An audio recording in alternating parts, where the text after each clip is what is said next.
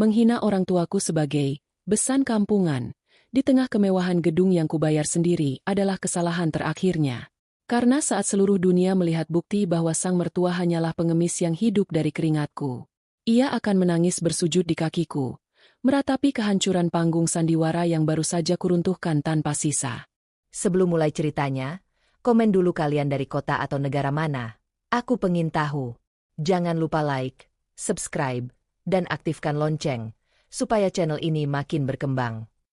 Sinar matahari pagi yang menerobos masuk melalui celah gorden kamar tidak lantas menghangatkan hati Sinta.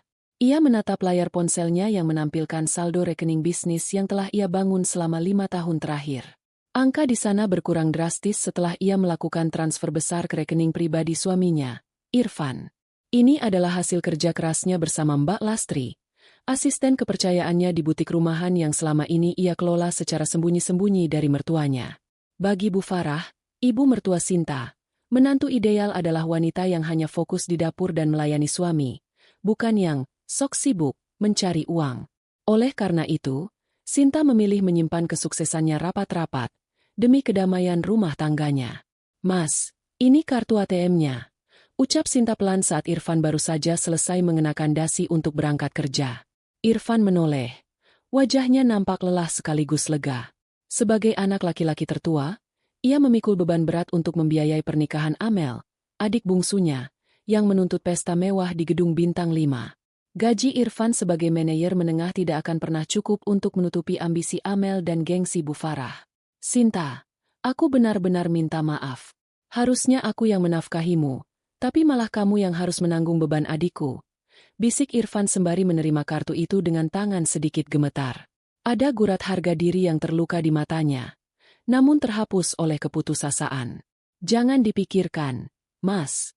Yang penting posisi Mas Irfan di depan ibu dan Amel tetap terjaga.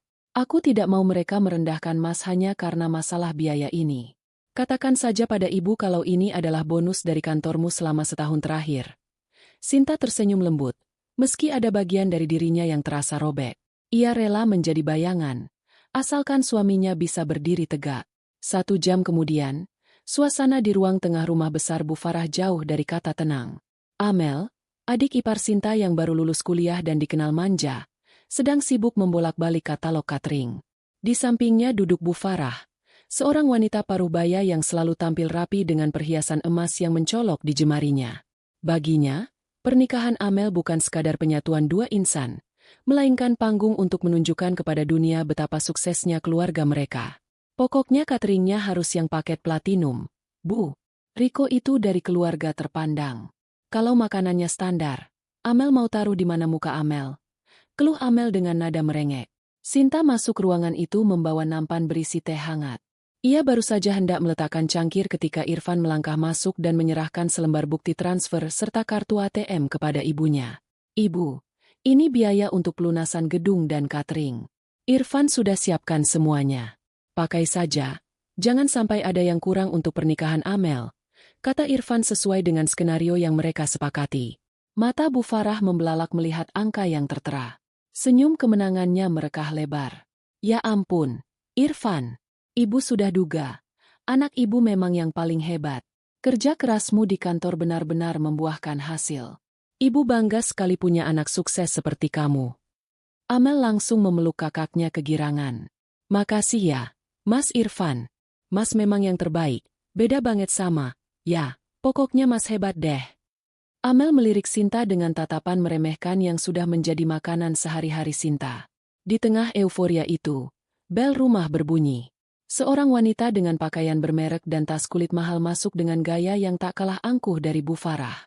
Dia adalah Tante Rosa, sahabat sekaligus saingan abadi Bu Farah dalam urusan pamer kekayaan di lingkaran sosialita mereka. Kehadiran Tante Rosa adalah pemicu adrenalin bagi ego Bu Farah. "Duh, Farah, aku dengar Amel mau nikah di Grand Ballroom itu ya? Apa nggak keberatan biayanya? Katanya paket di sana naik 2 kali lipat," ujar Tante Rosa setelah basa-basi singkat. Matanya menyisir ruangan, mencari celah untuk menjatuhkan mental sahabatnya. Bu Farah tertawa renyah.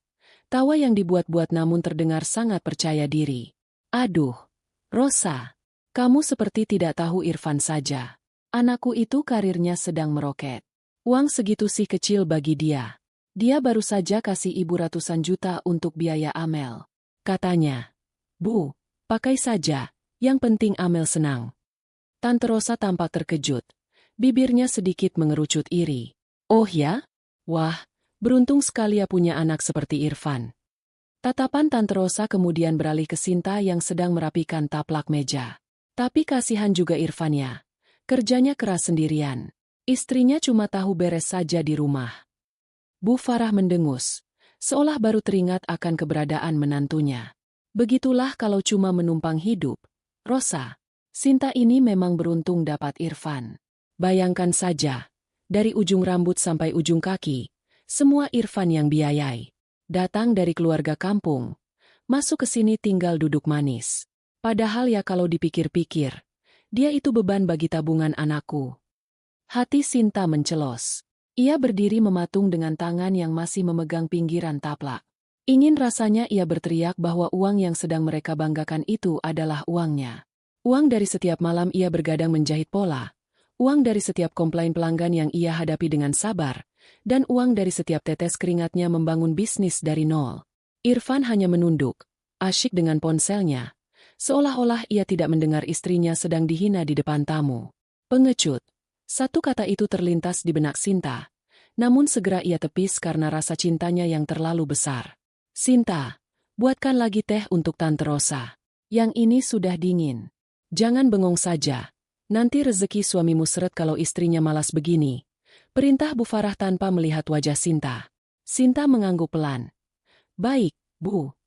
Di dapur yang sepi, Sinta terdiam lama di depan kompor. Tangannya gemetar saat menyalakan api. Penghinaan barusan bukanlah yang pertama. Tapi entah mengapa kali ini rasanya jauh lebih perih karena melibatkan hasil jerih payahnya sendiri yang diklaim secara sepihak. Ia merasa seperti orang asing di rumahnya sendiri. Seorang donatur rahasia yang justru dipukuli oleh orang yang ia beri bantuan. Sinta mengambil ponselnya. Jemarinya mengetikkan pesan singkat kepada Mbak Lastri. "Mbak, kirimkan semua laporan arus kas bisnis kita selama 3 tahun terakhir ke email pribadiku yang baru. Dan satu lagi, tolong buatkan draft kontrak kerja sama vendor untuk pernikahan Amel yang sudah kita bayar. Pastikan semua kwitansi atas nama asliku, bukan nama Irfan. Simpan saja dulu di kantormu."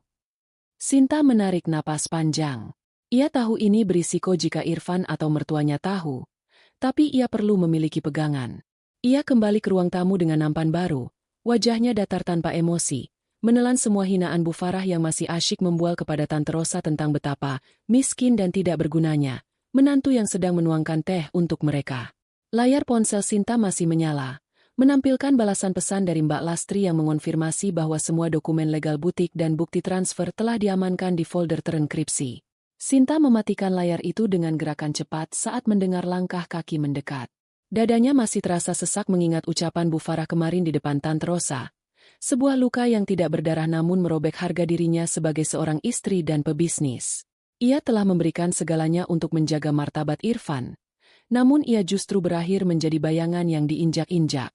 Pagi ini, rumah besar itu sudah dipenuhi dengan hiruk-pikuk persiapan pernikahan Amel. Ruang tamu yang biasanya rapi kini berantakan dengan tumpukan majalah mode, sampel kain, dan daftar tamu yang panjangnya seperti tidak masuk akal. Amel duduk di tengah sofa. Wajahnya ditekuk masam sambil menatap layar gawai yang menampilkan sketsa gaun pengantin dari seorang desainer ternama di ibu kota. "Aku tidak mau tahu. Mas Irfan harus menambah budget untuk gaun ini." Suara Amel melengking, memecah ketenangan pagi. "Gaun yang kemarin ditunjukkan itu terlalu biasa. Aku tidak mau terlihat seperti pengantin dari kampung di hari bahagiaku nanti." Sinta, yang baru saja selesai merapikan meja makan, mendekat perlahan. Ia mencoba menawarkan saran, mengingat pengalamannya bertahun-tahun merancang busana di butik rahasianya. "Amel, kalau boleh Mbak kasih saran, bahan brokat Prancis yang ini sebenarnya jauh lebih elegan kalau dikombinasikan dengan satin sutra. Mbak punya beberapa referensi model yang simpel tapi terlihat sangat mewah." Amel mendengus keras, menatap Sinta dari ujung rambut sampai ujung kaki dengan tatapan penuh penghinaan. "Saran? Mbak Sinta mau kasih aku saran fashion? Aduh, Mbak, selera Mbak itu selera pasar. Pakaian yang Mbak pakai saja membosankan begitu. Mana mungkin paham selera kelas atas. Jangan samakan gaun pengantinku dengan daster-daster yang biasa Mbak lihat di pasar tradisional. Irfan yang sedang menyesap kopi di sudut ruangan hanya diam. Ia menatap istrinya sekilas, lalu beralih kembali ke korannya. Tidak ada pembelaan, tidak ada teguran untuk adiknya yang bersikap kurang ajar. Sinta merasa seperti ada batu besar yang menghimpit kerongkongannya. Ia ingin sekali berteriak bahwa kain-kain, selera pasar, yang ia kelola itulah yang membiayai setiap benang dari gaun mewah yang Amel impikan. Irfan, dengar itu kata adikmu. Bu Farah muncul dari arah dapur, mengenakan daster sutra yang juga dibelikan oleh Sinta. Amel itu akan menikah dengan keluarga Riko yang terpandang. Kita tidak bisa main-main dengan penampilan. Sinta, kamu sebaiknya fokus saja di dapur. Pastikan menu untuk pertemuan keluarga nanti malam sempurna. Jangan mencampuri urusan yang tidak kamu mengerti. Sinta mengepalkan tangannya di balik celemek. Baik, Bu. Saya mengerti. Saat Sinta kembali ke dapur, ponselnya bergetar di saku. Nama, Bapak, muncul di layar. Sinta segera mengangkatnya, mencari sedikit pelipur lara dari suara yang selalu menenangkannya itu. Halo, Sinta? Bapak dan Ibu sudah beli tiket bus untuk lusa. Enduk, kami tidak sabar mau lihat pernikahan Amel. Ibu sudah siapkan kerupuk udang kesukaanmu dan beberapa oleh-oleh hasil panen untuk mertuamu. Suara Pak Umar terdengar sangat bersemangat di seberang sana. Hati Sinta menghangat, namun sekaligus disergap ketakutan. Bapak serius mau datang lusa? Ibu juga sehat, kan? Sehat.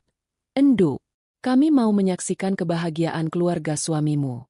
Kita kan besan, sudah seharusnya datang lebih awal untuk membantu, sahut Pak Umar tulus. Setelah menutup telepon, Sinta melangkah ragu kembali ke ruang tengah. Ia harus menyampaikan kabar ini.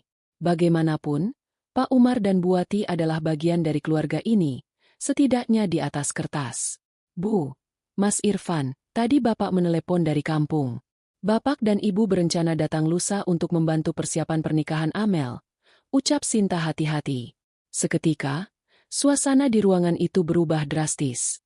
Bu Farah yang tadi sedang tertawa kecil sambil melihat katalog langsung menghentikan gerakannya.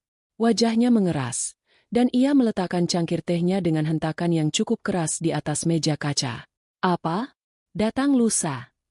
Bu Farah bertanya dengan nada tidak percaya. Sinta, kamu tidak bilang pada mereka kalau rumah ini sedang sibuk sekali? Mau ditaruh di mana mereka nanti? Teman-teman ibu dari Yayasan Sosialita akan sering datang ke sini minggu ini. Tapi Bu, mereka ingin membantu. Lagi pula, mereka adalah orang tua saya, besan ibu. Sinta mencoba membela diri dengan suara yang sedikit bergetar. Amel memutar bola matanya dengan ekspresi jijik. Aduh, Mbak, bayangkan kalau keluarganya Riko datang terus ketemu Bapak dan Ibu Mbak yang penampilannya. Yah, Mbak tahu sendiri kan? Bisa jatuh reputasi kita. Apalagi kalau mereka bawa bungkusan-bungkusan dari kampung yang bau terasi itu. Malu-maluin saja. Sinta menoleh ke arah Irfan, berharap suaminya akan mengatakan sesuatu untuk menghormati mertuanya. Namun, Irfan justru menghela napas panjang dan menatap Sinta dengan wajah gusar. Sinta, benar kata ibu. Suasananya sedang tidak tepat. Kenapa mereka tidak datang saat hari H saja? Langsung ke gedung atau bagaimana gitu? Di sini sempit. Barang-barang seserahan Amel sudah memenuhi kamar tamu. Kamar tamu itu kosong. Mas, aku sudah merapikannya. Balas Sinta. Suaranya mulai naik 1 oktav. Mereka orang tuaku. Mereka hanya ingin hadir di acara adikmu. Bu Farah berdiri, melipat tangannya di dada. Pokoknya ibu tidak mau tahu. Kalau mereka tetap datang, kamu atur sendiri supaya mereka tidak berkeliaran di ruang depan saat ada tamu-tamu penting ibu. Dan satu lagi, pastikan mereka membawa pakaian yang layak. Ibu tidak mau Tante Rosa berkomentar miring soal besan kita yang, yah, begitulah. Hinaan itu terasa seperti tamparan fisik bagi Sinta. Ia melihat betapa keluarganya dianggap sebagai noda di tengah kemegahan yang sebenarnya ia bangun sendiri. Ia menyadari satu hal, pengabdiannya selama ini tidak pernah membuahkan rasa hormat, melainkan hanya kesombongan yang semakin menjadi-jadi dari pihak mertuanya. Sinta tidak membantah lagi. Ia masuk ke dalam kamarnya, mengunci pintu, dan membuka laptopnya. Ia menghubungi Mbak Lastri melalui panggilan suara yang terenkripsi. Mbak Lastri, selain laporan yang kemarin, aku ingin Mbak mencairkan sebagian deposito pribadi atas namaku. Jangan lewat rekening yang biasa dipantau Irfan. Aku butuh dana tunai yang cukup besar besok pagi. Perintah Sinta dengan suara dingin dan mantap. Untuk apa, Mbak Sinta? Ada masalah? Tanya Mbak Lastri di seberang sana. Aku akan menjemput Bapak dan Ibu di terminal. Tapi mereka tidak akan aku bawa langsung ke rumah ini. Aku akan memesan kamar terbaik di hotel yang sama dengan tempat acara Amel akan digelar. Atas namaku sendiri. Dan Mbak, carikan aku penjahit terbaik di kota ini yang bisa menyelesaikan setelan kebaya eksklusif dalam waktu 3 hari. Aku ingin Bapak dan Ibuku memakai sesuatu yang tidak bisa dibeli oleh kesombongan Bu Farah. Sinta menutup laptopnya. Keputusan itu mungkin akan memancing kecurigaan Irfan jika ia tidak berhati-hati. Namun ia tidak peduli lagi. Jika mereka ingin bermain soal kelas sosial, maka Sinta akan menunjukkan siapa sebenarnya pemegang kendali di balik tirai kemewahan ini. Suara deru mesin bus antar kota yang menjauh dari depan kompleks perumahan itu seolah meninggalkan gema kecemasan di dada Sinta. Sejak menutup telepon dengan Mbak Lastri tadi pagi, tangannya terus dingin. Ia telah menginstruksikan pencairan dana darurat, sebuah langkah yang secara teknis mulai memisahkan aset pribadinya dari jangkauan keluarga Irfan. Namun, kecemasan itu segera berganti menjadi debar kebahagiaan yang getir saat sebuah taksi berhenti tepat di depan gerbang tinggi rumah Bu Farah. Dari jendela lantai 2, Sinta melihat Pak Umar turun dengan kemeja batik yang warnanya sudah sedikit pudar, namun tersetrika sangat rapi. Di belakangnya, Bu Ati turun sambil menggendong tas kain besar dan beberapa kantong plastik yang tampak berat. Mereka tersenyum lebar, menatap rumah megah menantunya dengan binar bangga yang polos. "Bapak, Ibu," gumam Sinta. Ia bergegas turun, hendak menyambut mereka di pintu depan dengan segala kerinduan yang membuncah. Namun, di ruang tamu, suasana sedang tidak berpihak pada kehangatan keluarga. Tante Rosa duduk di sana, menyesap kopi luwak dengan gaya anggun yang dibuat-buat, sementara Bu Farah sedang memamerkan bros berlian barunya, yang dibeli menggunakan uang bonus Irfan. "Aduh, Farah, berliannya jernih sekali. Memang ya, kalau punya anak sukses seperti Irfan, hidup itu tinggal memetik bintang." Puji Tante Rosa dengan nada yang sanggup membuat ego Bu Farah melambung ke langit. Tepat saat itu, bel rumah berbunyi nyaring. Melalui jendela kaca besar, sosok Pak Umar yang sedang mengusap keringat di dahi terlihat jelas dari ruang tamu. Bu Ati mulai meletakkan 2 sisir pisang raja dan 1 karung kecil beras hasil panen sendiri di atas lantai teras yang mengkilap. Wajah Bu Farah yang tadinya berseri-seri langsung berubah pucat pasi, lalu mengeras seperti batu. Ia menoleh ke arah Sinta yang baru saja mencapai anak tangga terakhir, lalu beralih menatap Tante Rosa yang mulai memicingkan mata melihat pemandangan di teras. "Sinta, siapa itu?" tanya Bu Farah dengan nada rendah yang tajam, seolah sedang menginterogasi pelaku kejahatan. "Itu Bapak dan Ibu, Bu. Mereka baru sampai dari kampung," jawab Sinta, mencoba tetap tenang meski hatinya mulai mencelos melihat tatapan jijik mertuannya pada barang bawaan orang tuanya. Bu Farah berdiri dengan tergesa-gesa. Sebelum Sinta sempat mencapai pintu depan, Bu Farah sudah lebih dulu mencegatnya. "Jangan buka pintu depan. Rosa, tunggu sebentar ya. Ada orang yang mengantar barang dagangan lewat salah alamat," ucap Bu Farah pada sahabatnya dengan senyum palsu yang dipaksakan. Bu Farah kemudian menarik lengan Sinta dengan kasar menuju arah dapur. "Sinta, dengar. Ibu tidak mau Tante Rosa melihat mereka dengan dandanan seperti itu. Lihat itu. Karung apa yang mereka bawa? Bau tanah. Bilang pada mereka, masuk lewat pintu belakang. Sekarang." "Tapi Bu, mereka orang tua saya. Mereka datang jauh-jauh untuk acara Amel," bisik Sinta. Matanya mulai berkaca-kaca. Perlakuan ini terasa jauh lebih menyakitkan daripada saat dirinya sendiri yang dihina. "Irfan! Irfan, kemari!" teriak Bu Farah memanggil anaknya. Irfan muncul dari ruang kerja dengan wajah bingung. Begitu melihat mertuanya di depan gerbang dan mendengar perintah ibunya, ia tampak ragu sebentar. Sinta menatap Irfan dengan penuh harap. Ia berharap suaminya akan berkata, "Ibu, mereka mertuaku, biarkan mereka masuk lewat depan." Namun, harapan itu pupus seketika. "Sinta, turuti kata ibu. Cuma sebentar, sampai Tante Rosa pulang. Aku tidak enak kalau dia tanya-tanya soal penampilan bapak dan ibu yang, kamu tahu sendiri, agak mencolok untuk lingkungan sini. Ucap Irfan dingin tanpa berani menatap mata Sinta. Lutut Sinta terasa lemas. Irfan, lelaki yang ia bela harga dirinya dengan ratusan juta rupiah, baru saja memilih untuk menyembunyikan orang tua Sinta seperti sebuah aib yang memalukan. Dengan hati yang hancur, Sinta berjalan ke arah samping rumah, menuju pintu belakang yang biasanya hanya digunakan oleh kurir atau tukang sampah. Ia membukakan pintu besi itu dan berjalan menuju teras depan untuk menjemput orang tuanya. "Bapak, Ibu lewat sini ya," ucap Sinta dengan suara serak. Ia tidak berani menatap mata ayahnya. Pak Umar tampak bingung. Tangannya masih memegang karung beras. "Loh, lewat samping, Enduk? Pintunya dikunci." "Iya, Pak, sedang ada tamu penting di dalam." Ibu mertua minta lewat sini dulu supaya tidak mengganggu." Sinta berbohong, sebuah kebohongan yang rasanya seperti menelan duri. Buati tersenyum maklum, meski ada sedikit guratan kecewa di matanya. "Oh, iya, tidak apa-apa. Ibu juga malu kalau ketemu orang kota." Baju ibu kotor kena debu bus tadi. Saat mereka melewati pintu belakang yang sempit dan remang-remang, Bu Farah sedang berdiri di dapur dengan tangan di pinggang. Ia menutup hidungnya saat melihat pisang raja dan beras yang dibawa Pak Umar. "Letakkan saja di pojok dekat tempat cuci itu. Jangan sampai baunya ke ruang tengah," perintah Bu Farah tanpa menyapa atau menyalami tangan besannya. "Sinta, cepat bersihkan bekas kaki mereka di lantai. Dan kau Irfan, kembali ke ruang tamu sebelum Rosa curiga." Irfan hanya mengangguk patuh dan melenggang pergi tanpa sepatah kata pun pada Pak Umar. Sinta melihat ayahnya yang biasanya dihormati di desa sebagai petani yang jujur, kini berdiri kikuk di dekat mesin cuci, memegangi topinya dengan tangan gemetar. Ibunya, Buati, mulai merapikan barang bawaan mereka dengan wajah menunduk. Sesak di dada Sinta sudah tidak tertahankan lagi.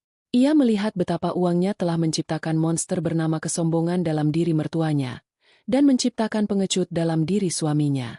Ia memandang ke arah ruang tamu di mana tawa Bu Farah dan Tante Rosa terdengar renyah, merayakan kekayaan yang sebenarnya bersumber dari keringat wanita yang kini mereka perlakukan seperti asisten rumah tangga. Sinta berbalik, masuk ke dalam kamarnya sebentar untuk mengambil ponsel. Ia tidak lagi menghubungi Mbak Lastri untuk sekadar meminta laporan. Ia membuka aplikasi perbankan miliknya, menatap sisa saldo bisnisnya yang masih sangat besar, rahasia yang selama ini ia jaga demi menjaga ego Irfan. Jemarinya bergerak cepat. Ia melakukan serangkaian transfer kecil namun sistematis ke beberapa rekening vendor utama pernikahan Amel yang belum sempat ia lunasi secara resmi. Namun kali ini ia menyisipkan pesan khusus pada kolom berita transfer tersebut. Setelah itu, ia keluar kamar dan menghampiri ibunya yang sedang membantu menyiapkan sayuran di dapur bawah pengawasan tajam Bu Farah. Sinta mendekati Buati, mencium tangannya lama, lalu berbisik pelan yang hanya bisa didengar oleh sang ibu. "Ibu, besok kita akan pergi belanja. Ibu dan Bapak harus terlihat paling gagah di gedung itu nanti. Jangan khawatirkan soal uang," ucap Sinta pelan. "Tapi Enduk, nanti suamimu marah kalau kita boros." Buati menyahut khawatir. Sinta hanya tersenyum tipis, sebuah senyuman yang mengandung ketegasan yang belum pernah ia tunjukkan sebelumnya. Ia mengambil sebuah amplop coklat dari dalam laci dapurnya yang tersembunyi, lalu menyelipkannya ke dalam tas pakaian ibunya tanpa sepengetahuan siapapun di rumah itu. Malam pertama orang tuanya di rumah megah itu tidaklah seindah yang Sinta bayangkan dalam mimpi-mimpinya selama ini. Alih-alih tidur di atas kasur empuk dengan pendingin ruangan yang sejuk, Pak Umar dan Buati justru harus bergelut dengan aroma apek debu dan pengapnya udara di sebuah ruangan kecil di sudut paling belakang rumah. Pagi buta, Sinta sudah terbangun. Ia bergegas menuju gudang yang letaknya bersebelahan dengan area jemuran. Hatinya mencelos saat melihat Pak Umar sedang duduk di sebuah kursi plastik tua, memijat kakinya yang tampak bengkak, sementara Buati masih terlelap di atas kasur lantai tipis yang biasanya hanya digunakan oleh asisten rumah tangga infal. "Bapak, kenapa tidak bangunkan Sinta kalau tidak nyaman?" bisik Sinta, air matanya nyaris tumpah. Pak Umar mendongak, tersenyum tulus yang justru membuat hati Sinta semakin tersayat. "Gak apa-apa, Enduk. Bapak cuma belum terbiasa dengan suara mesin cuci di sebelah. Di kampung kan sepi. Lagi pula, ibu mertuamu benar. Kamar depan itu penuh barang-barang mewah untuk Amel. Jangan sampai nanti kalau Bapak di sana, ada barang yang rusak atau hilang, malah jadi beban buat kamu dan suamimu. Sinta mengepalkan tangan hingga buku-buku jarinya memutih. Alasan, renovasi, dan penuh seserahan yang dilontarkan Bu Farah semalam hanyalah kedok untuk menyingkirkan orang tuanya dari pandangan tamu-tamu terpandang yang akan datang. Saat Sinta keluar dari area belakang untuk menyiapkan sarapan, ia berpapasan dengan Irfan yang sedang merapikan jam tangannya. Irfan tampak segar, sangat kontras dengan wajah lelah Pak Umar. "Mas," Bapak sesak napas di belakang. "Debunya banyak sekali. Apa tidak bisa barang seserahan Amel dipindah ke ruang tengah dulu supaya Bapak bisa tidur di kamar tamu?" Sinta mencoba bertanya dengan nada sedatar mungkin, menahan ledakan emosi di dadanya. Irfan menghela napas, menatap Sinta dengan raut wajah yang seolah mengatakan bahwa Sinta sedang melebih-lebihkan masalah. "Sinta, ini cuma beberapa hari. Ibu sudah bilang, tukang dekorasi akan sering keluar masuk kamar tamu untuk menata hantaran. Kalau Bapak dan Ibu di sana, malah repot. Tolonglah, jangan buat masalah baru. Aku sedang pusing memikirkan biaya tambahan untuk orkestra yang Amel minta semalam." "Biaya lagi, Mas?" Sinta menatap suaminya tajam. "Uang yang kemarin aku kasih itu sudah lebih dari cukup untuk standar pernikahan mewah. Ibu bilang harus ada orkestra supaya tidak kalah dengan pernikahan anak kolega Tante Rosa." "Sudah ya, aku berangkat kerja dulu," potong Irfan cepat, lalu mencium kening Sinta sekilas, sebuah gestur yang kini terasa hambar bagi Sinta. Baru saja Irfan keluar, pintu dapur terbuka. Mbak Lastri masuk membawa beberapa tas belanjaan berisi bahan makanan organik pesanan Sinta. Sebagai orang kepercayaan, Mbak Lastri memiliki akses masuk rumah itu, namun hari ini ekspresinya tampak tegang. Setelah memastikan Bu Farah dan Amel masih berada di lantai atas, Mbak Lastri mendekati Sinta. "Mbak Sinta, saya baru dapat telepon dari vendor catering utama. Mereka bilang pelunasan tahap kedua yang dijanjikan Mas Irfan belum masuk. Mereka mengancam akan mengurangi menu utama kalau sore ini belum ada transferan." Sinta tertegun. "Belum masuk? Mas Irfan bilang sudah mengurus semuanya dengan kartu yang kuberikan kemarin. Sepertinya uang itu dipakai untuk hal lain." "Mbak, saya cek mutasi dari rekening operasional butik yang Mbak minta pantau. Ada penarikan tunai besar semalam. Saya khawatir itu dipakai Bu Farah untuk membeli perhiasan baru," bisik Mbak Lastri cemas. Sinta memejamkan mata. Rasa sesak itu kini berubah menjadi kemarahan yang dingin. Ia membiayai pesta ini agar Irfan tidak rendah diri, namun mereka justru menggunakan kemurah hatiannya untuk menindas orang tuanya sendiri. "Biarkan saja dulu, Mbak Lastri. Jangan dibayar. Kita lihat sejauh mana mereka bisa bertahan tanpa uangku," ucap Sinta pendek. "Tapi Mbak, kalau cateringnya bermasalah, nama baik keluarga." "Nama baik siapa, Mbak?" "Nama baik orang-orang yang membiarkan orang tuaku tidur di gudang."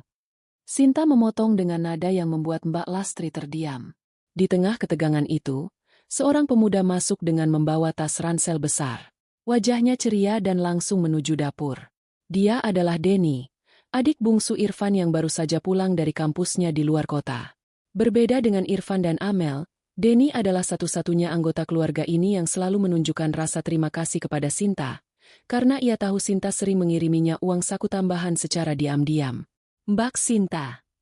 Denny memeluk kakak iparnya dengan hangat. "Wah, baunya enak sekali. Bapak dan Ibu sudah datang dari kampungnya? Di mana mereka? Aku mau salim." Sinta ragu sejenak, namun akhirnya menunjuk ke arah belakang. "Ada di kamar belakang, Den. Di dekat jemuran." Denny mengernyitkan dahi. "Kamar belakang? Kenapa di sana? Kan kamar tamu kosong. Cuma ada tumpukan kotak sepatu Amel." Denny langsung melangkah ke belakang tanpa menunggu jawaban Sinta.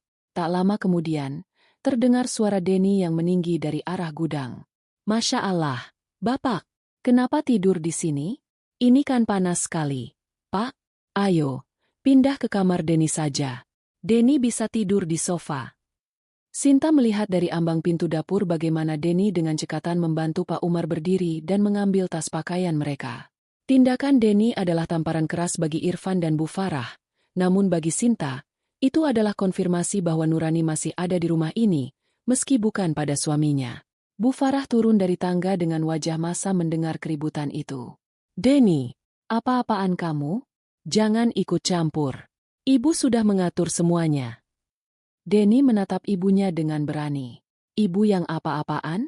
Ini mertua Mas Irfan, Bu. Orang tua Mbak Sinta yang sudah baik sekali sama kita. Kenapa ditaruh di gudang?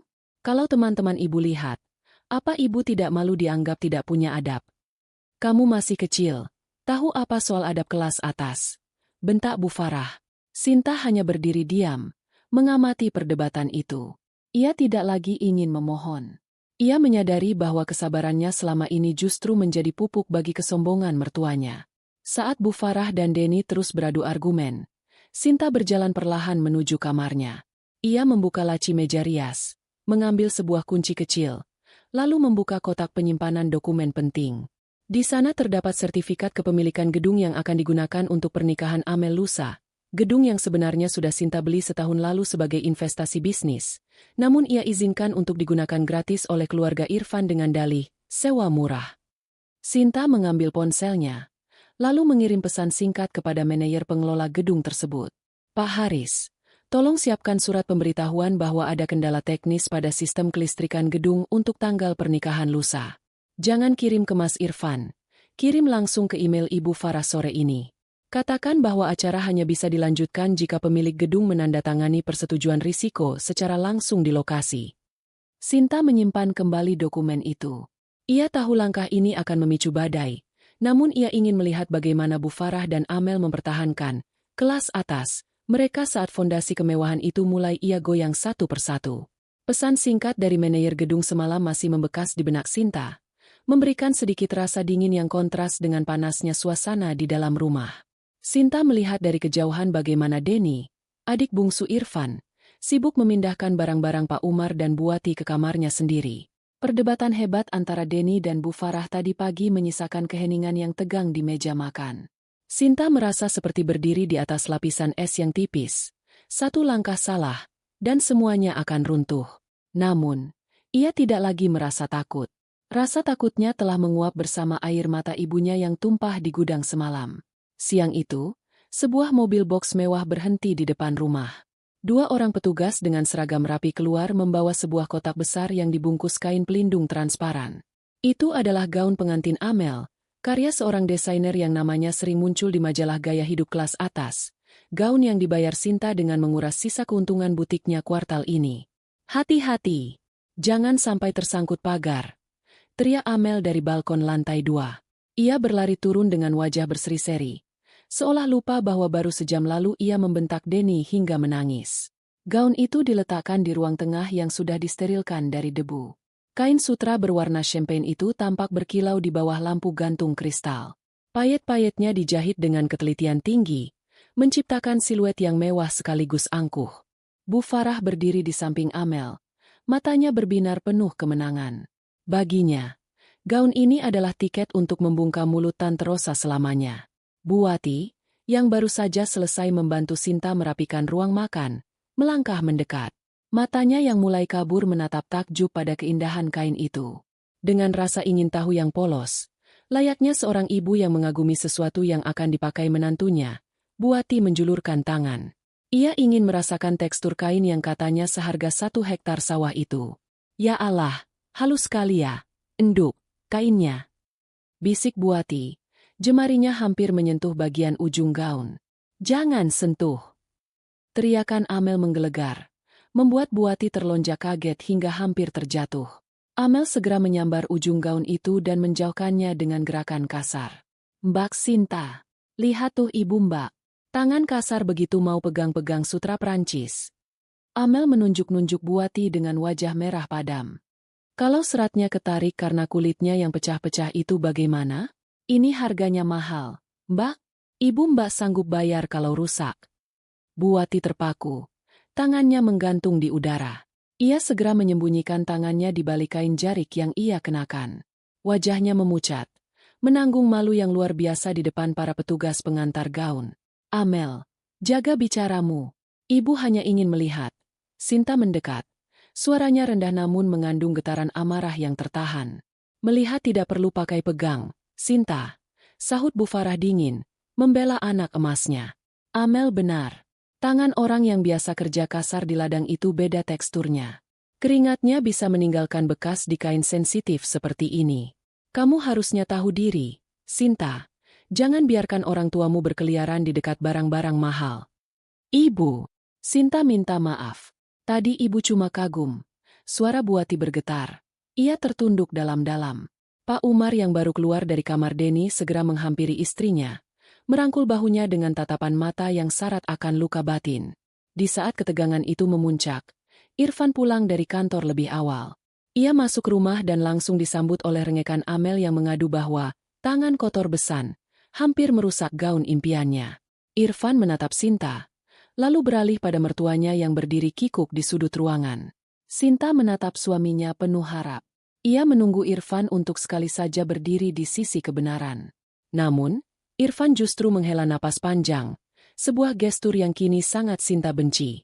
Sinta, bisa kita bicara di kamar? Tanya Irfan. Di dalam kamar, Irfan tidak langsung bicara.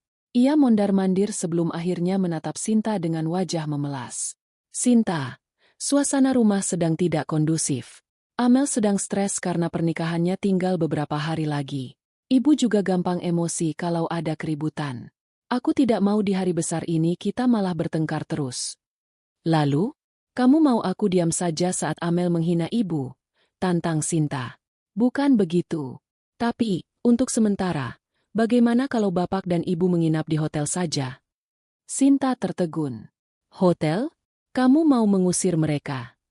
Bukan mengusir, Sinta. Aku sudah carikan hotel yang dekat dengan terminal. Harganya terjangkau. Di sana mereka bisa istirahat tenang. Tidak akan ada yang membentak-bentak. Nanti saat hari H, aku jemput mereka langsung ke gedung. Ini demi kebaikan bersama, supaya Amel dan ibu tenang. Sinta menatap Irfan dengan tatapan yang belum pernah ia berikan sebelumnya. Sebuah tatapan yang menyadari bahwa pria di depannya ini bukan lagi pelindung, melainkan bagian dari penindasan. Irfan menyebut hotel dekat terminal, dengan nada seolah itu adalah solusi mulia. Padahal ia tahu itu adalah losmen murah yang pengap, demi menjauhkan mertuanya agar tidak memalukan keluarganya di depan tamu-tamu terhormat. Baik, Mas. Kalau itu maumu. Jawab Sinta singkat. Terlalu singkat. Irfan tampak lega. Ia tidak menyadari bahwa ketenangan Sinta adalah ketenangan sebelum badai besar melanda. Terima kasih, Sinta. Kamu memang istri yang pengertian. Sampaikan ke bapak dan ibu. Ini hanya agar mereka bisa istirahat lebih nyaman. Sinta keluar dari kamar, menghampiri orang tuanya yang sudah mulai mengemas kembali baju-baju mereka ke dalam tas kain. Mereka seolah sudah tahu apa yang akan terjadi sebelum Sinta mengucapkannya. Pak Umar menepuk bahu Sinta pelan, seolah memberi kekuatan pada anaknya yang justru sedang hancur. Tidak apa-apa. Enduk. Bapak juga merasa lebih enak kalau tidak merepotkan di sini, ucap Pak Umar lirih. Sinta membantu mengangkat tas ibunya. Ia mengantar mereka keluar melalui pintu depan, melewati Amel dan Bu Farah yang sedang asyik memotret gaun itu tanpa sedikit pun menoleh untuk berpamitan. Di dalam taksi menuju hotel, bukan hotel murah dekat terminal yang dipesan Irfan, melainkan hotel bintang 5 yang sama dengan lokasi pernikahan. Sinta menggenggam ponselnya erat-erat. Ia melihat saldo rekeningnya. Ia memiliki kekuatan untuk meruntuhkan seluruh sandiwara ini sekarang juga. Tapi ia memilih untuk menunggu hingga panggungnya benar-benar siap. Sinta mengeluarkan sebuah kartu nama dari dompetnya. Kartu nama seorang pengacara yang merupakan pelanggan tetap di butiknya. Ia mengirimkan pesan singkat berisi permintaan untuk menyiapkan surat pembatalan hibah dana secara sepihak. Setelah itu, ia beralih ke aplikasi pesan yang terhubung dengan Mbak Lastri. Mbak Lastri, hubungi pihak catering Platinum. Katakan ada perubahan menu mendadak.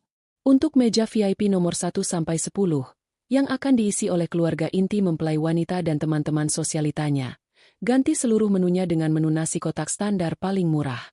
Bilang ini permintaan langsung dari pihak yang membayar tagihan. Jika mereka tanya kenapa, suruh mereka hubungi saya langsung. Sinta menyimpan ponselnya kembali. Matanya menatap jalanan kota yang mulai gelap. Ia telah membuat keputusan kecil yang berisiko tinggi terhadap kelancaran acara pernikahan itu. Namun ia merasa inilah saatnya bagi Irfan dan keluarganya untuk mulai merasakan bagaimana rasanya menjadi rendah di hadapan dunia yang mereka agung-agungkan. Taksi yang membawa Sinta kembali ke rumah besar itu terasa sangat sunyi, berbanding terbalik dengan gemuruh di dadanya. Setelah memastikan Pak Umar dan Bu Ati nyaman di kamar suite Hotel Bintang 5, kamar yang harganya lebih mahal daripada cicilan mobil Irfan, Sinta merasa memiliki sedikit ruang untuk bernapas. Namun, begitu ia melangkah masuk ruang tamu rumah mertuanya, udara seolah kembali menipis. Di sana, di sofa kulit yang juga dibeli dengan uang hasil jerih payahnya, duduk seorang pemuda dengan penampilan sangat rapi.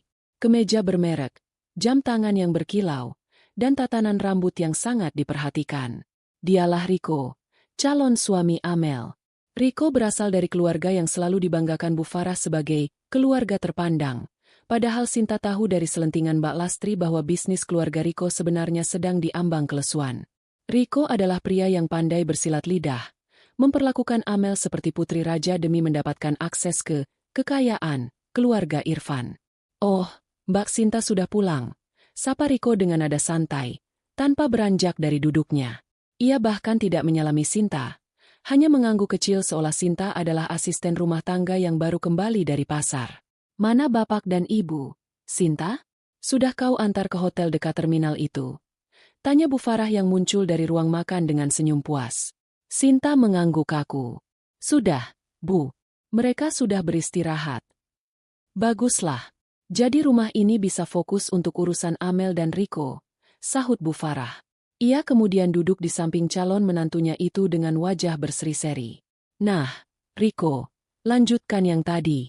Apa katamu soal iring-iringan pengantin?" Riko berdehem, lalu menoleh ke arah Irfan yang baru saja bergabung di ruangan itu. "Begini, Mas Irfan, aku baru saja bicara dengan teman-temanku di komunitas motor besar. Mereka bersedia mengawal mobil pengantin kami nanti. Tapi, rasanya kurang pas kalau aku sendiri tidak menunggangi motor yang sepadan. Amel juga bilang, dia ingin sesi foto prewedding tambahan dengan motor sport terbaru. Itu akan sangat mengangkat gengsi keluarga kita di depan tamu-tamuku nanti." Amel yang duduk di sebelah Riko langsung menyambar lengan calon suaminya. "Iya, Mas Irfan. Mas Riko sudah lihat motornya. Keren banget. Edisi terbatas. Kalau Mas Riko pakai itu, teman-teman sosialitaku pasti iri setengah mati.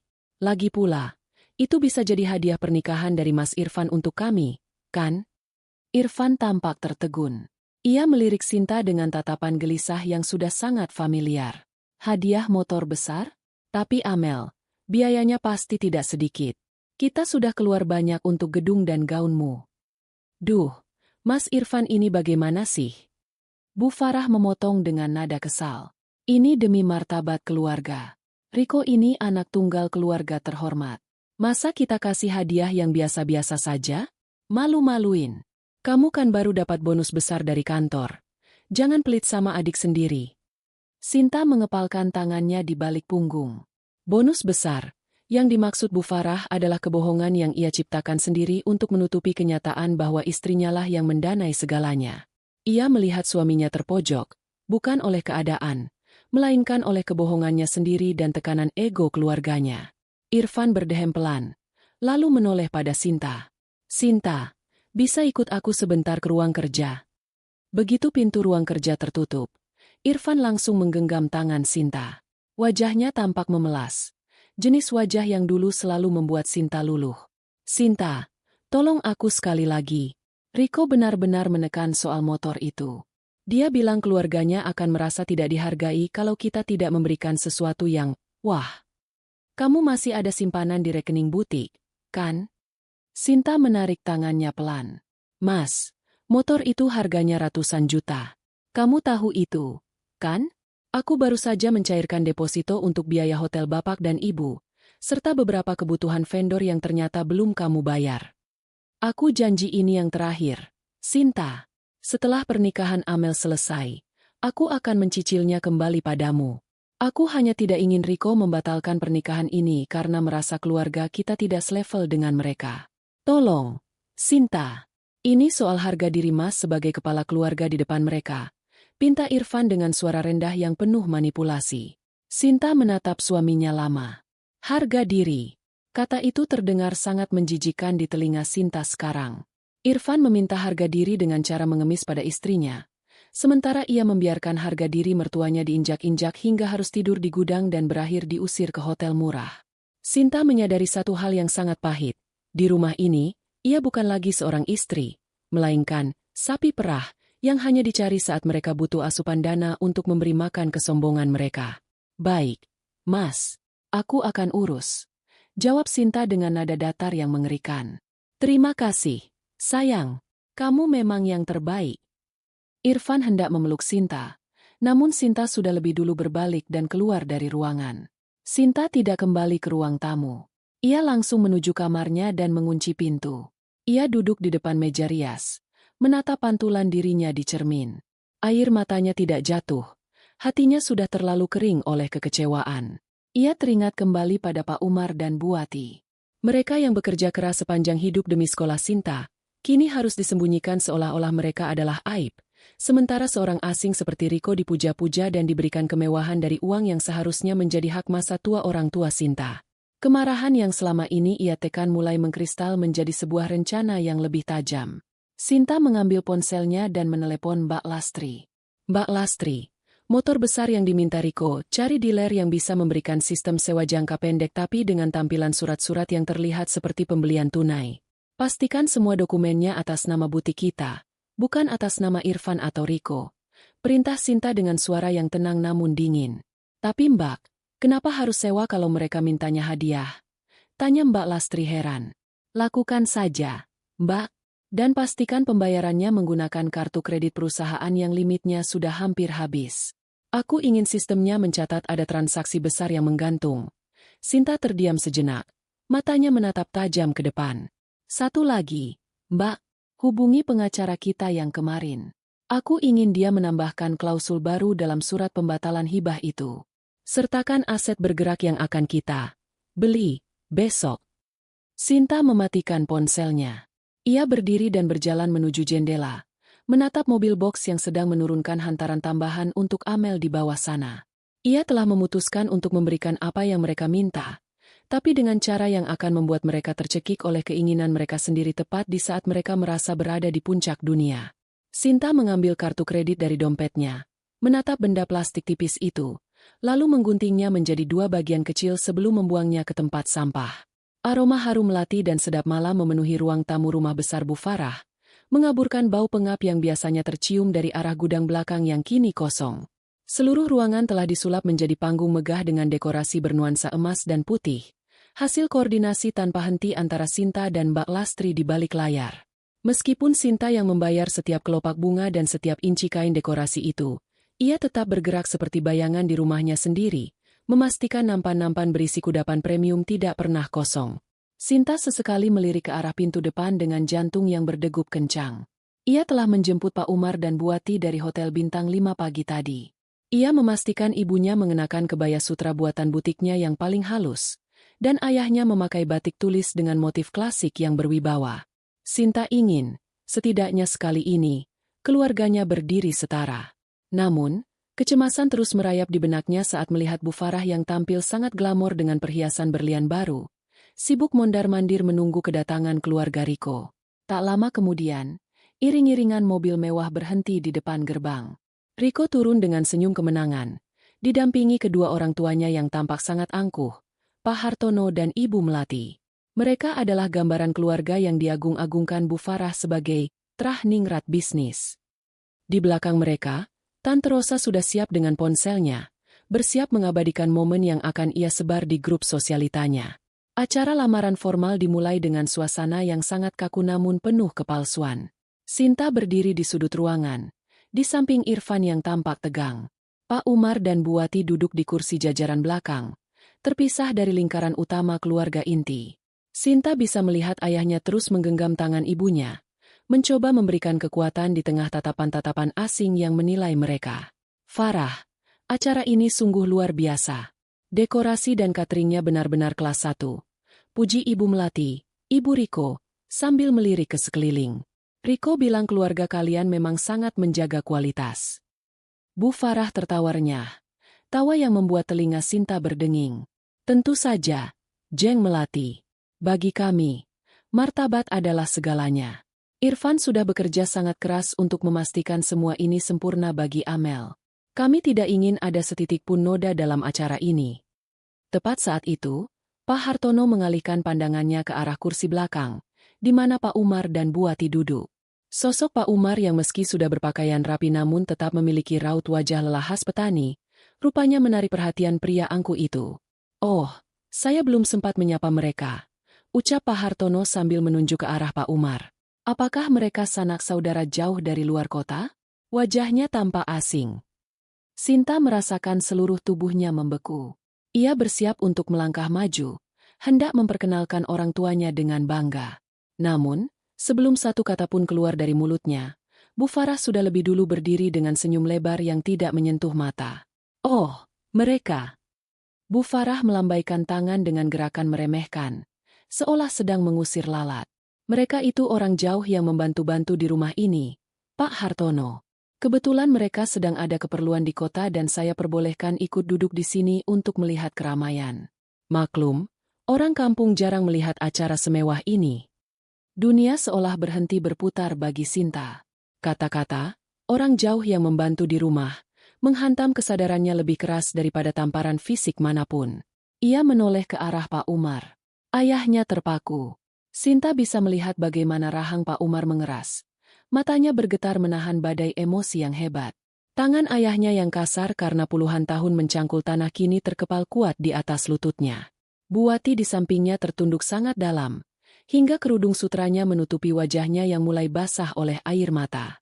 Mereka bukan dianggap besan, bukan dianggap keluarga, melainkan dianggap asisten rumah tangga yang sedang dikasihani agar boleh menonton pesta. Sinta menoleh tajam ke arah Irfan, menuntut pembelaan. Namun, suaminya itu justru membuang muka, pura-pura sibuk menyesap air mineralnya. Irfan membiarkan harga diri mertuanya dibunuh di depan umum demi menjaga narasi palsu ibunya. "Oh, pantas saja dandanannya agak berbeda," sahut Ibu Melati dengan nada merendahkan yang sangat halus.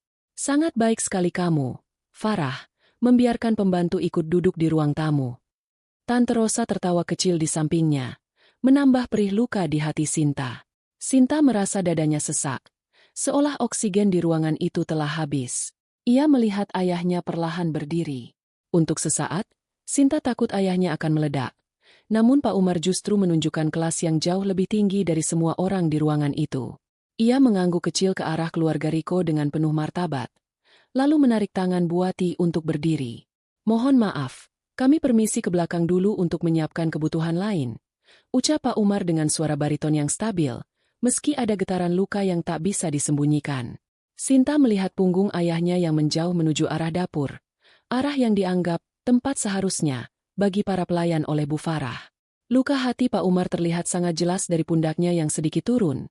Namun ia tetap melangkah tegak demi menjaga martabat Sinta agar tidak terjadi keributan di depan keluarga suaminya. Sinta tidak tahan lagi. Ia berjalan menuju dapur, melewati kerumunan tamu yang masih sibuk memuji kemewahan palsu itu. Di dapur, ia menemukan Pak Umar sedang berdiri menatap jendela, sementara Bu Wati terisak pelan sambil menutup mulutnya agar suaranya tidak terdengar ke depan. "Bapak, Ibu." Sinta memeluk ibunya erat-erat. Sinta minta maaf. Sinta benar-benar minta maaf. Pak Umar berbalik, mengusap kepala Sinta dengan tangan kasarnya yang gemetar. "Sudah, Enduk, jangan menangis. Bapak tidak apa-apa. Bapak cuma ingin kamu bahagia. Kalau Bapak melawan tadi, nanti suamimu malu. Acara adik iparmu hancur. Bapak tidak mau kamu disalahkan oleh mereka." Kesabaran dan kebesaran hati ayahnya justru menjadi racun bagi batin Sinta. Ia menyadari bahwa seluruh kebaikannya selama ini hanyalah alat bagi keluarga Irfan untuk menindas orang-orang yang paling ia cintai. Sinta melepaskan pelukannya, menghapus air matanya dengan kasar. Tatapan matanya yang tadi penuh kesedihan kini berubah menjadi dingin dan tajam. Ia mengeluarkan ponsel dari saku kebayanya. Ia tidak menghubungi Mbak Lastri. Kali ini, ia langsung menghubungi kontak pengacaranya yang telah ia siapkan sejak beberapa hari lalu. "Halo, Pak Arya? Tolong siapkan draft pengalihan aset butik dan penarikan seluruh dana darurat dari rekening bersama saya dan Irfan sore ini juga. Saya juga ingin Anda memproses pembatalan status kepemilikan motor besar yang sedang dikirim ke rumah ini. Alihkan semuanya ke Yayasan Yatim Piatu atas nama orang tua saya," bisik Sinta dengan suara yang nyaris tak terdengar namun penuh penekanan. Sinta mematikan ponselnya. Ia menatap ke arah pintu dapur yang menghubungkan ke ruang tamu yang bising oleh tawa palsu. Ia mengambil sebuah nampan berisi air mineral gelas. Sebuah tugas yang seharusnya dilakukan oleh asisten rumah tangga. Ia akan kembali ke sana. Ia akan melayani mereka dengan senyuman yang paling manis. Namun ia tahu bahwa mulai detik ini, setiap rupiah yang mereka gunakan untuk tertawa sedang ia tarik perlahan-lahan dari bawah kaki mereka. Sisa-sisa kemewahan acara lamaran formal sore tadi masih menggantung di udara rumah besar itu. Aroma melati yang mulai layu bercampur dengan bau hambar makanan catering yang belum dibereskan. Di ruang tengah, Amel dan Bu Farah sedang sibuk memilah-milah bingkisan seserahan dari keluarga Riko. Sesekali tertawa jumawa membayangkan betapa iri Tante Rosa melihat semua ini. Namun, di sudut dapur yang remang-remang, Sinta terduduk diam di depan sebuah folder kulit berwarna coklat. Folder itu berisi catatan pengeluaran selama 6 bulan terakhir. Sebuah jurnal bisu tentang bagaimana setiap rupiah dari hasil keringat Sinta mengalir untuk menghidupi fantasi, keluarga kaya, mertuanya. Sinta merasa seperti sebuah mesin yang terus dipaksa bekerja tanpa pelumas. Panas, aus, dan hampir hancur. Ia menutup folder itu saat mendengar langkah kaki mendekat. Namun ia terlambat. Denny, adik bungsu Irfan yang baru saja kembali dari mengantar Pak Umar dan Bu Ati kembali ke hotel, berdiri di ambang pintu dapur. Wajah mahasiswa itu tampak muram. Matanya merah menahan amarah yang sejak tadi ia pendam melihat bagaimana orang tua Sinta diperlakukan. Mbak Sinta, sapa Denny pelan. Matanya tidak sengaja jatuh pada lembaran kertas yang menyembul dari folder tersebut. Itu, invoice dari vendor dekorasi pusat? Kenapa harganya sampai 500 juta? Mbak? Sinta terperanjat, berusaha menutupi kertas itu.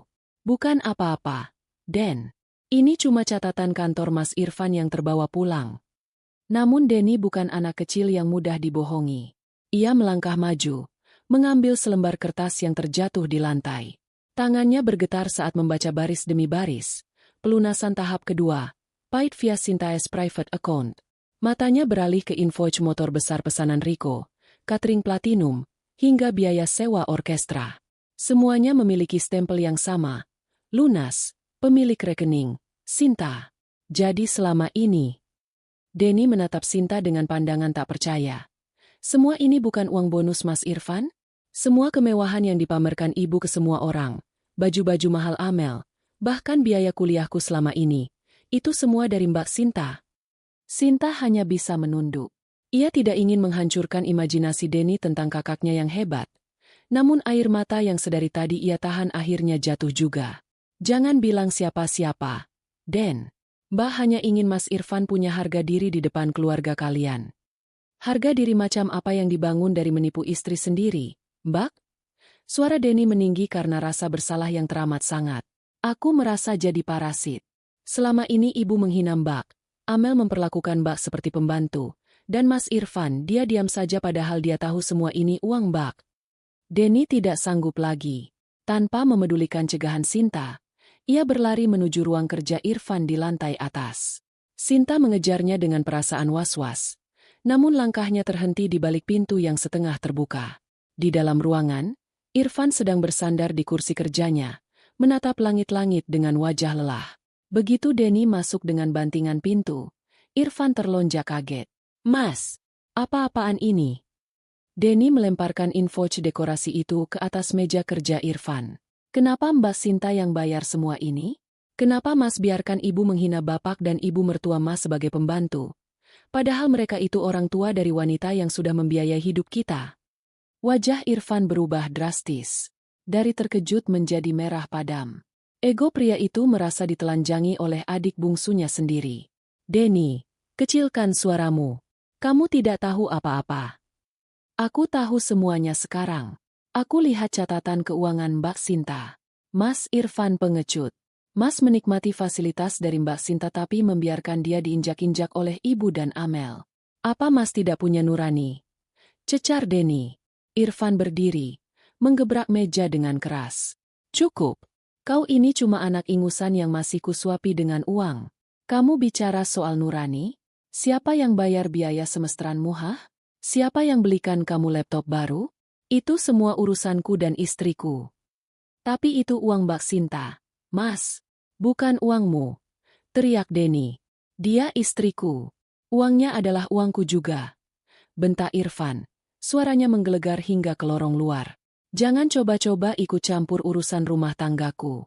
Kamu itu harusnya tahu diri. Kamu bisa kuliah enak begini karena aku berhasil menjaga hubungan baik dengan Sinta. Kalau kamu terus mengungkit ini, aku akan hentikan semua kiriman uang untukmu. Keluar.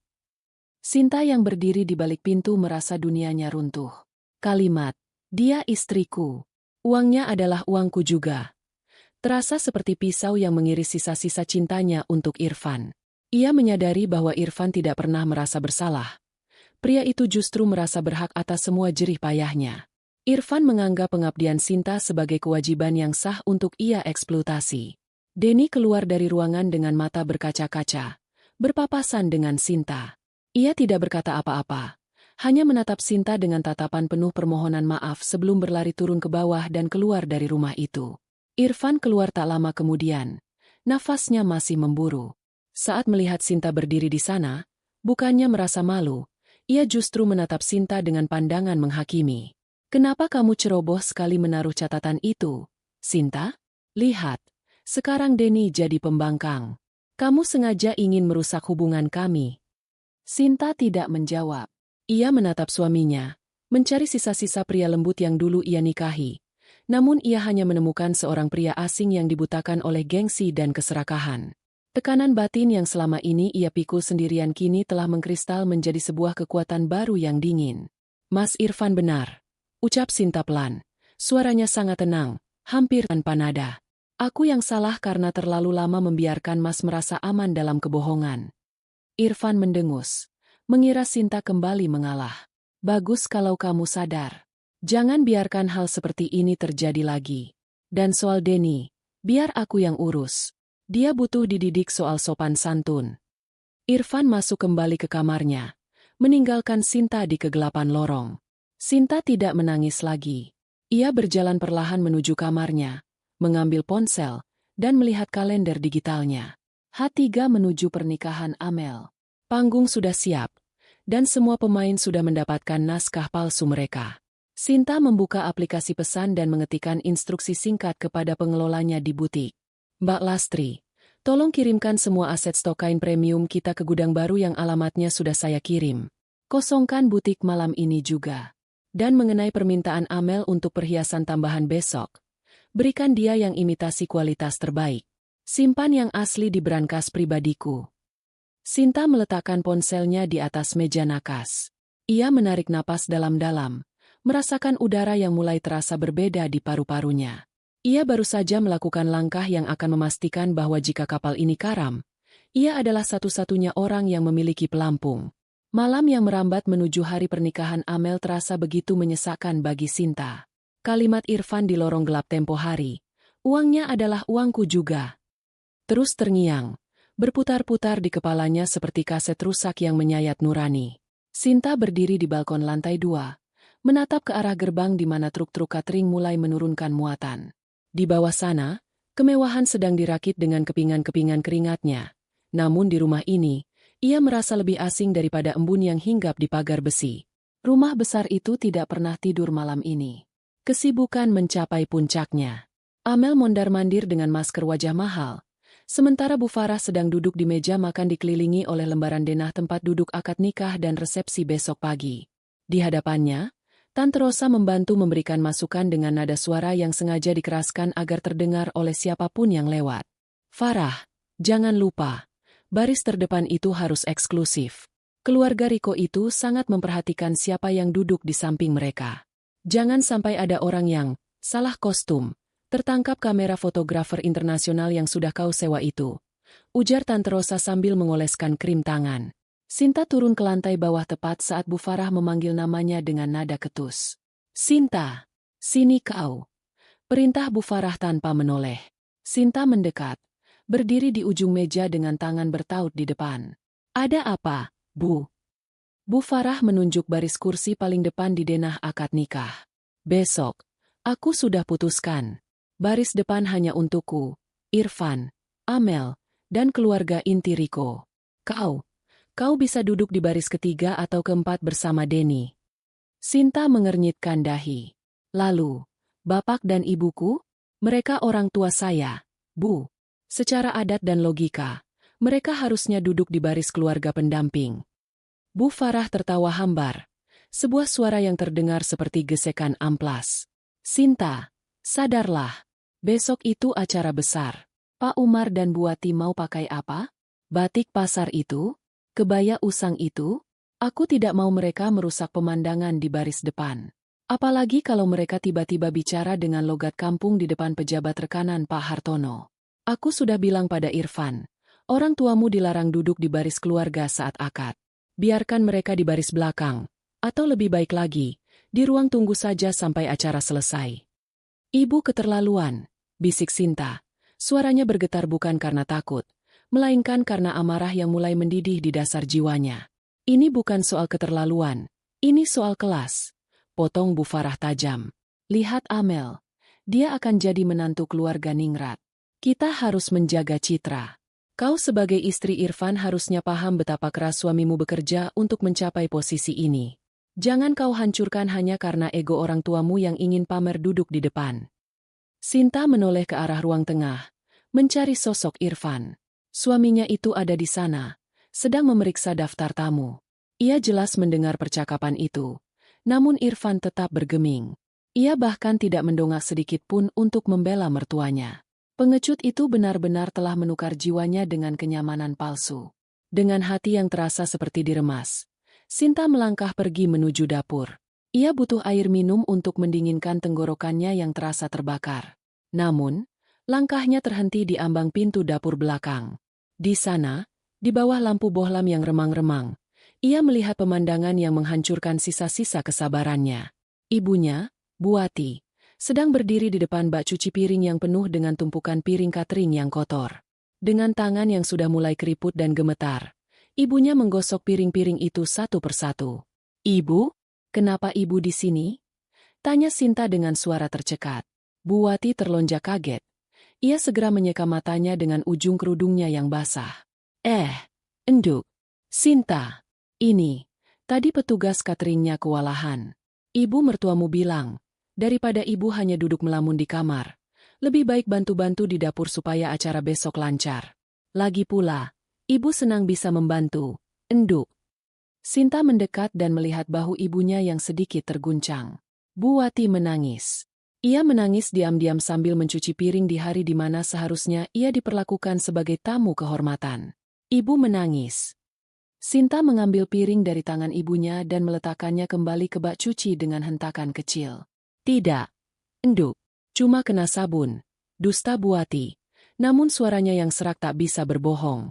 "Bapakmu tadi juga disuruh bantu angkat-angkat kursi ke gudang oleh Irfan. Bapakmu sudah tua, Enduk. Tapi dia tidak berani menolak karena takut Mas Irfan malu punya mertua yang tidak berguna." Titik didih itu akhirnya tercapai. Sesuatu di dalam diri Sinta patah. Bukan patah karena rapuh, tapi patah untuk melepaskan beban yang selama ini ia pikul. Ia melihat ibunya diperlakukan seperti buruh cuci, ayahnya seperti kuli angkut, sementara uangnya digunakan untuk menyuapi kesombongan orang-orang di ruang depan. Sinta memeluk ibunya erat-erat. "Sudah, Bu. Berhenti. Jangan cuci satu piring pun lagi. Bapak juga. Panggil bapak sekarang. Masuk ke kamar. Jangan keluar sampai Sinta yang jemput."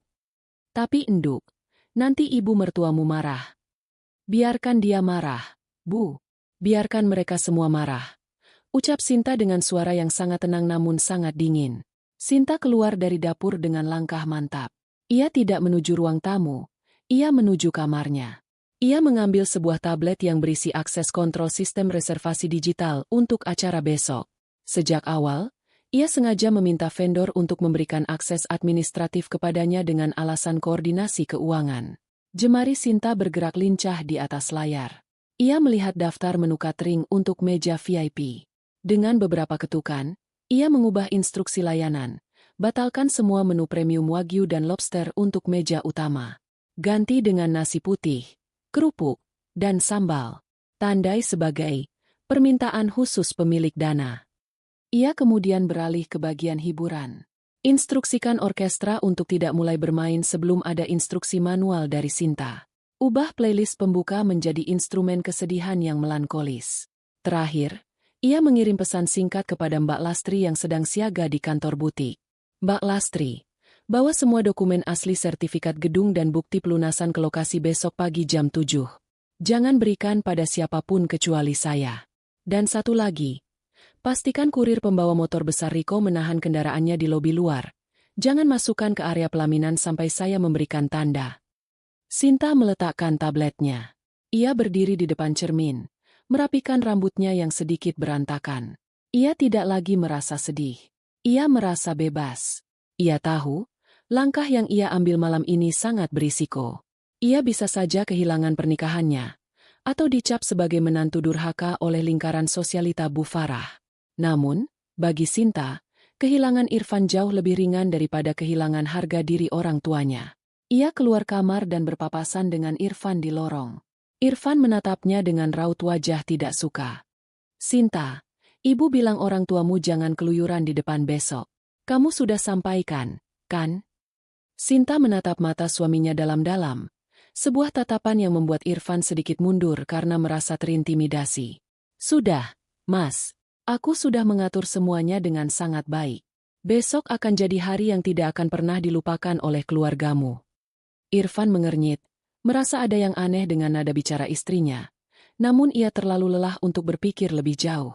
Baguslah, pastikan besok pagi kamu sudah siap jam 6. Jangan sampai telat. Sinta hanya tersenyum tipis, senyuman yang tidak mencapai matanya.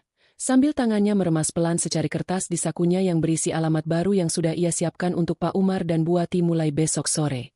Malam yang panjang itu berlalu seperti mimpi buruk yang enggan usai, meninggalkan sisa-sisa sesak yang mengkristal di dada Sinta. Setelah memaksa Pak Umar dan Bu Wati untuk masuk ke kamar dan tidak menyentuh satupun piring kotor lagi, Sinta berdiri di balkon kamarnya, menatap ke arah taman belakang. Di bawah sana, sisa-sisa dekorasi yang belum rampung tampak seperti kerangka raksasa yang siap menelan sisa martabat keluarganya. Dinginnya angin malam tidak sebanding dengan dinginnya hati Sinta saat ini. Cintanya pada Irfan yang dulu begitu membara, kini hanya menyisakan abu yang terbang tertiup angin kekecewaan. Pagi harinya, suasana rumah sudah seperti medan perang. Suara teriakan Bu Farah yang memerintah pelayan dan petugas dekorasi terdengar hingga ke lantai atas. Sinta sedang merapikan rambutnya di depan cermin saat Mbak Lastri masuk ke kamarnya dengan wajah sepucat kertas. Asisten kepercayaannya itu tidak mengetuk pintu. Ia langsung menutupnya rapat-rapat dan mengunci gerendel. Mbak Sinta, ini gila. Saya baru saja mendapat tagihan mendadak dari vendor bunga dekorasi. Bisik Mbak Lastri, suaranya gemetar. Ia menyodorkan sebuah map plastik berisi beberapa lembar kertas faksimili. Sinta mengerutkan dahi, mengambil kertas itu. Matanya menyisir angka-angka yang tertera. Bunga segar impor tambahan? 50 juta rupiah? Aku tidak pernah memesan ini, Mbak Lastri. Aku sudah bilang pada vendor bahwa dekorasi sudah final sejak minggu lalu. Itu masalahnya, Mbak. Mbak Lastri mendekat. Suaranya semakin lirih. Pihak vendor bilang, Bu Farah datang ke gudang mereka kemarin sore. Beliau mencatut nama Mbak, mengatakan bahwa Mbak Sinta sudah menyetujui penambahan bunga lili putih dari Belanda agar pelaminan Amel terlihat berkelas. Beliau bahkan menandatangani surat utang atas nama butik Sinta, menjanjikan pelunasan pagi ini sebelum akad dimulai. Sinta merasakan aliran darahnya berdesir panas hingga ke telinga. Ini bukan lagi sekadar soal gengsi atau penghinaan terhadap orang tuanya. Ini adalah pengkhianatan finansial yang terang-terangan. Bu Farah telah menggunakan nama bisnis yang dibangun Sinta dengan darah dan air mata untuk membiayai ambisi kosongnya, tanpa izin, tanpa rasa malu. Mas Irfan tahu soal ini? Tanya Sinta. Suaranya terdengar sangat tenang, ketenangan yang justru membuat Mbak Lastri merinding. Mas Irfan ada di sana saat Bu Farah menandatanganinya. Mbak, vendor itu bilang, Mas Irfan hanya mengangguk dan meyakinkan mereka bahwa Mbak Sinta tidak akan keberatan karena ini untuk kebahagiaan adik satu-satunya. Jawab Mbak Lastri pelan. Sinta memejamkan mata. Sebuah tawa hambar keluar dari bibirnya. Irfan bukan hanya pengecut yang diam. Dia adalah kaki tangan dari setiap inci penderitaan Sinta. Suaminya itu tahu betul betapa keras Sinta bekerja untuk menjaga arus kas butik agar tetap stabil. Namun ia dengan ringan membiarkan ibunya merampok istrinya sendiri. Mbak Lastri. Sinta membuka mata. Tatapannya kini sedingin es di kutub. Hari ini ada jadwal transfer otomatis untuk lunasan sisa catering, sewa gedung, dan jasa orkestra, kan? Semuanya dijadwalkan cair jam 9 pagi, tepat sebelum akad dimulai. Iya, Mbak. Totalnya hampir 400 juta rupiah. Semuanya sudah siap di sistem perbankan bisnis kita. Batalkan semuanya, ucap Sinta pendek. Mbak Lastri terbelalak. Mbak, kalau dibatalkan, vendor-vendor itu akan berhenti bekerja di tengah acara. Pernikahan Amel bisa kacau balau. Mbak, nama baik Mas Irfan. Mas Irfan tidak punya nama baik untuk dijaga. Mbak, dia hanya punya topeng yang aku belikan. Potong Sinta tajam. Jangan transfer 1 rupiah pun. Tarik semua dana yang ada ke rekening pribadiku yang tidak terhubung dengan kartu ATM yang dibawa Irfan. Biarkan saldo di sistem menunjukkan angka 0 saat mereka mencoba melakukan debit otomatis nanti. Mbak Lastri menelan ludah, melihat transformasi drastis pada wanita lembut yang selama ini ia kenal. Namun, mengingat bagaimana Buati dipaksa mencuci piring semalam, Mbak Lastri mengangguk mantap. Baik, Mbak. Saya akan segera urus dari kantor. Sinta melangkah keluar kamar dengan kepala tegak. Di ruang tengah, ia berpapasan dengan Bu Farah yang sedang memakai kalung mutiaranya. Wanita tua itu tersenyum lebar, tampak sangat puas dengan dirinya sendiri. Sinta, kau sudah lihat pelaminannya? Bunga lilinya sangat cantik. Itu baru namanya kelas atas. Oh ya, pagi ini vendornya akan menagih pelunasan lewat sistemmu, kan? Pastikan semuanya lancar. Ya, ibu tidak mau ada keributan soal uang di hari bahagia Amel, ucap Bu Farah dengan nada santai, seolah-olah ia tidak baru saja melakukan penipuan. Sinta menatap mertuanya tanpa ekspresi. Semua akan berjalan sesuai dengan apa yang ibu tabur, Bu. Baguslah kalau kau paham, sahut Bu Farah, mengabaikan nada sindiran dalam suara Sinta. Dan ingat, simpan orang tuamu di kamar belakang sampai acara akad selesai. Aku tidak mau mereka mengganggu estetika foto dengan wajah-wajah kusam mereka. Sinta tidak menjawab. Ia berjalan menuju dapur untuk membawakan sarapan bagi Pak Umar dan Buati. Di sana, ia melihat Irfan sedang berbicara di telepon dengan Riko, tertawa-tawa membicarakan motor besar yang sebentar lagi akan tiba. Irfan melirik Sinta, lalu memberikan jempol seolah semuanya baik-baik saja. Pukul 8 pagi. Suasana gedung pernikahan sudah mulai ramai. Sinta sampai di sana lebih awal bersama keluarganya. Ia melihat petugas catering mulai menata piring-piring porselen. Manajer gedung mendekati Sinta, membisikkan bahwa ada beberapa kendala teknis yang harus dikonfirmasi. Sinta mengambil ponselnya. Ia melihat notifikasi dari aplikasi perbankannya. Access denied. Insufficient funds. Sebuah peringatan merah yang berarti sistem baru saja mencoba melakukan penarikan otomatis untuk pelunasan catering namun gagal. Sinta menarik napas panjang. Ia menghampiri Pak Umar dan Buati yang duduk di sebuah bangku kayu di area parkir belakang, karena dilarang masuk ke lobi utama oleh asisten Bu Farah. Sinta menggenggam tangan ayahnya yang kasar. Bapak, Ibu, apapun yang terjadi di dalam nanti, jangan takut. Sinta ada di sini. Sinta ingin Bapak dan Ibu melihat bagaimana sebuah istana pasir runtuh saat air pasang datang, bisik Sinta. Ia kemudian berbalik dan berjalan menuju lobi utama, tempat Bu Farah sedang menyambut Tante Rosa dengan tawa yang membahana. Sinta merogoh tasnya, mengambil sebuah amplop kecil berisi kartu akses cadangan untuk seluruh sistem kelistrikan dan audio gedung yang ia miliki sebagai pemilik sah bangunan tersebut melalui perusahaan cangkangnya. Dengan langkah pasti, ia menuju ruang kontrol operator audio yang berada di sudut tersembunyi. Sinta memberikan instruksi terakhir kepada operator lewat sebuah pesan singkat. Lalu ia mematikan ponsel utamanya dan menggantinya dengan ponsel rahasia yang hanya diketahui oleh Mbak Lastri dan pengacaranya. Ia duduk di kursi tamu paling belakang, mengamati Irfan yang mulai gelisah karena ponselnya terus bergetar menerima telepon dari vendor-vendor yang panik karena pembayaran mereka tertolak.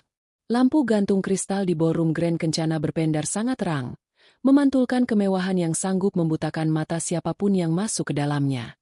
Karpet merah tebal meredam setiap langkah kaki para tamu undangan yang mulai berdatangan dengan setelan jas dan gaun mewah. Di tengah hiruk-pikuk itu, Sinta berdiri diam di dekat pilar besar, menatap dekorasi bunga lili putih kiriman Belanda yang memenuhi area pelaminan, bunga-bunga yang dipesan mertuanya dengan cara mencatut namanya. Rasa sesak yang semalam memenuhi dada Sinta kini telah mengendap menjadi dingin yang sangat tajam. Ia melihat Irfan di kejauhan. Suaminya itu tampak gelisah. Irfan terus-menerus menatap layar ponselnya. Sesekali menyeka keringat di dahi meski ruangan itu bersuhu 16 derajat Celcius. Sinta tahu penyebab kegelisahan itu. Notifikasi kegagalan pembayaran otomatis dari vendor catering dan gedung pasti sudah masuk ke ponsel Irfan, karena Irfan memegang kartu debit yang terhubung dengan akun yang sudah Sinta kosongkan. Sinta, kenapa kau berdiri di sini seperti patung? Cepat periksa meja VIP keluarga Riko. Pastikan piring buahnya sudah tertata. Suara melengking Bu Farah memecah lamunan Sinta. Ibu mertuanya itu tampil luar biasa glamor. Ia mengenakan kebaya bludru berwarna emas dengan payet yang berkilauan di bawah lampu. Di lehernya melingkar kalung berlian yang ia klaim sebagai hadiah dari Irfan. Padahal Sinta tahu itu adalah barang dari toko langganannya yang belum lunas. Di samping Bu Farah, Tante Rosa berdiri dengan gaun merah mencolok, menatap sekeliling dengan mata menyelidik. Luar biasa sekali gedung ini. Farah, aku dengar sewa perharinya saja bisa untuk membeli satu rumah di pinggiran kota. Puji Tante Rosa dengan nada iri yang sangat kental. Bu Farah tertawa sangat lebar. Sebuah tawa yang terdengar sangat asing di telinga Sinta. Aduh, Rosa. Bagi Irfan, harga itu tidak masalah. Dia bilang padaku, Ibu, untuk Amel, jangan tanggung-tanggung. Pakai saja uangku. Yang penting nama keluarga kita terjaga. Yah, beginilah kalau punya anak sukses dan tahu cara menghargai orang tua. Bu Farah sengaja melirik ke arah Sinta saat mengucapkan kalimat terakhir. Sinta hanya memberikan senyuman tipis yang sangat formal. Ia melihat bagaimana mertuanya itu membangun istana dari tumpukan kebohongan, dan ia tidak akan menghentikannya. Ia justru sedang menunggu saat yang tepat untuk mencabut tiang penyangganya. Tiba-tiba, mata Bu Farah menyipit. Di dekat panggung pelaminan yang megah, terlihat dua sosok yang tampak sangat kontras dengan kemegahan di sekelilingnya.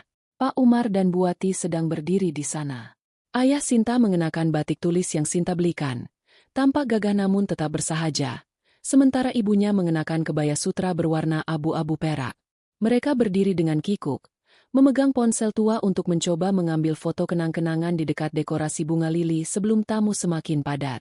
Astaga! Siapa itu yang berani berdiri di sana? Teriak Bu Farah tiba-tiba. Suaranya cukup keras hingga membuat beberapa tamu yang lewat menoleh. Bu Farah melangkah dengan cepat, hampir berlari dengan sepatu hak tingginya, menuju ke arah Pak Umar dan Bu Wati. Sinta segera mengikuti dari belakang dengan jantung yang mulai berpacu cepat. Heh, apa-apaan kalian ini? Bentak Bu Farah tepat di depan wajah Pak Umar. Pak Umar terlonjak kaget.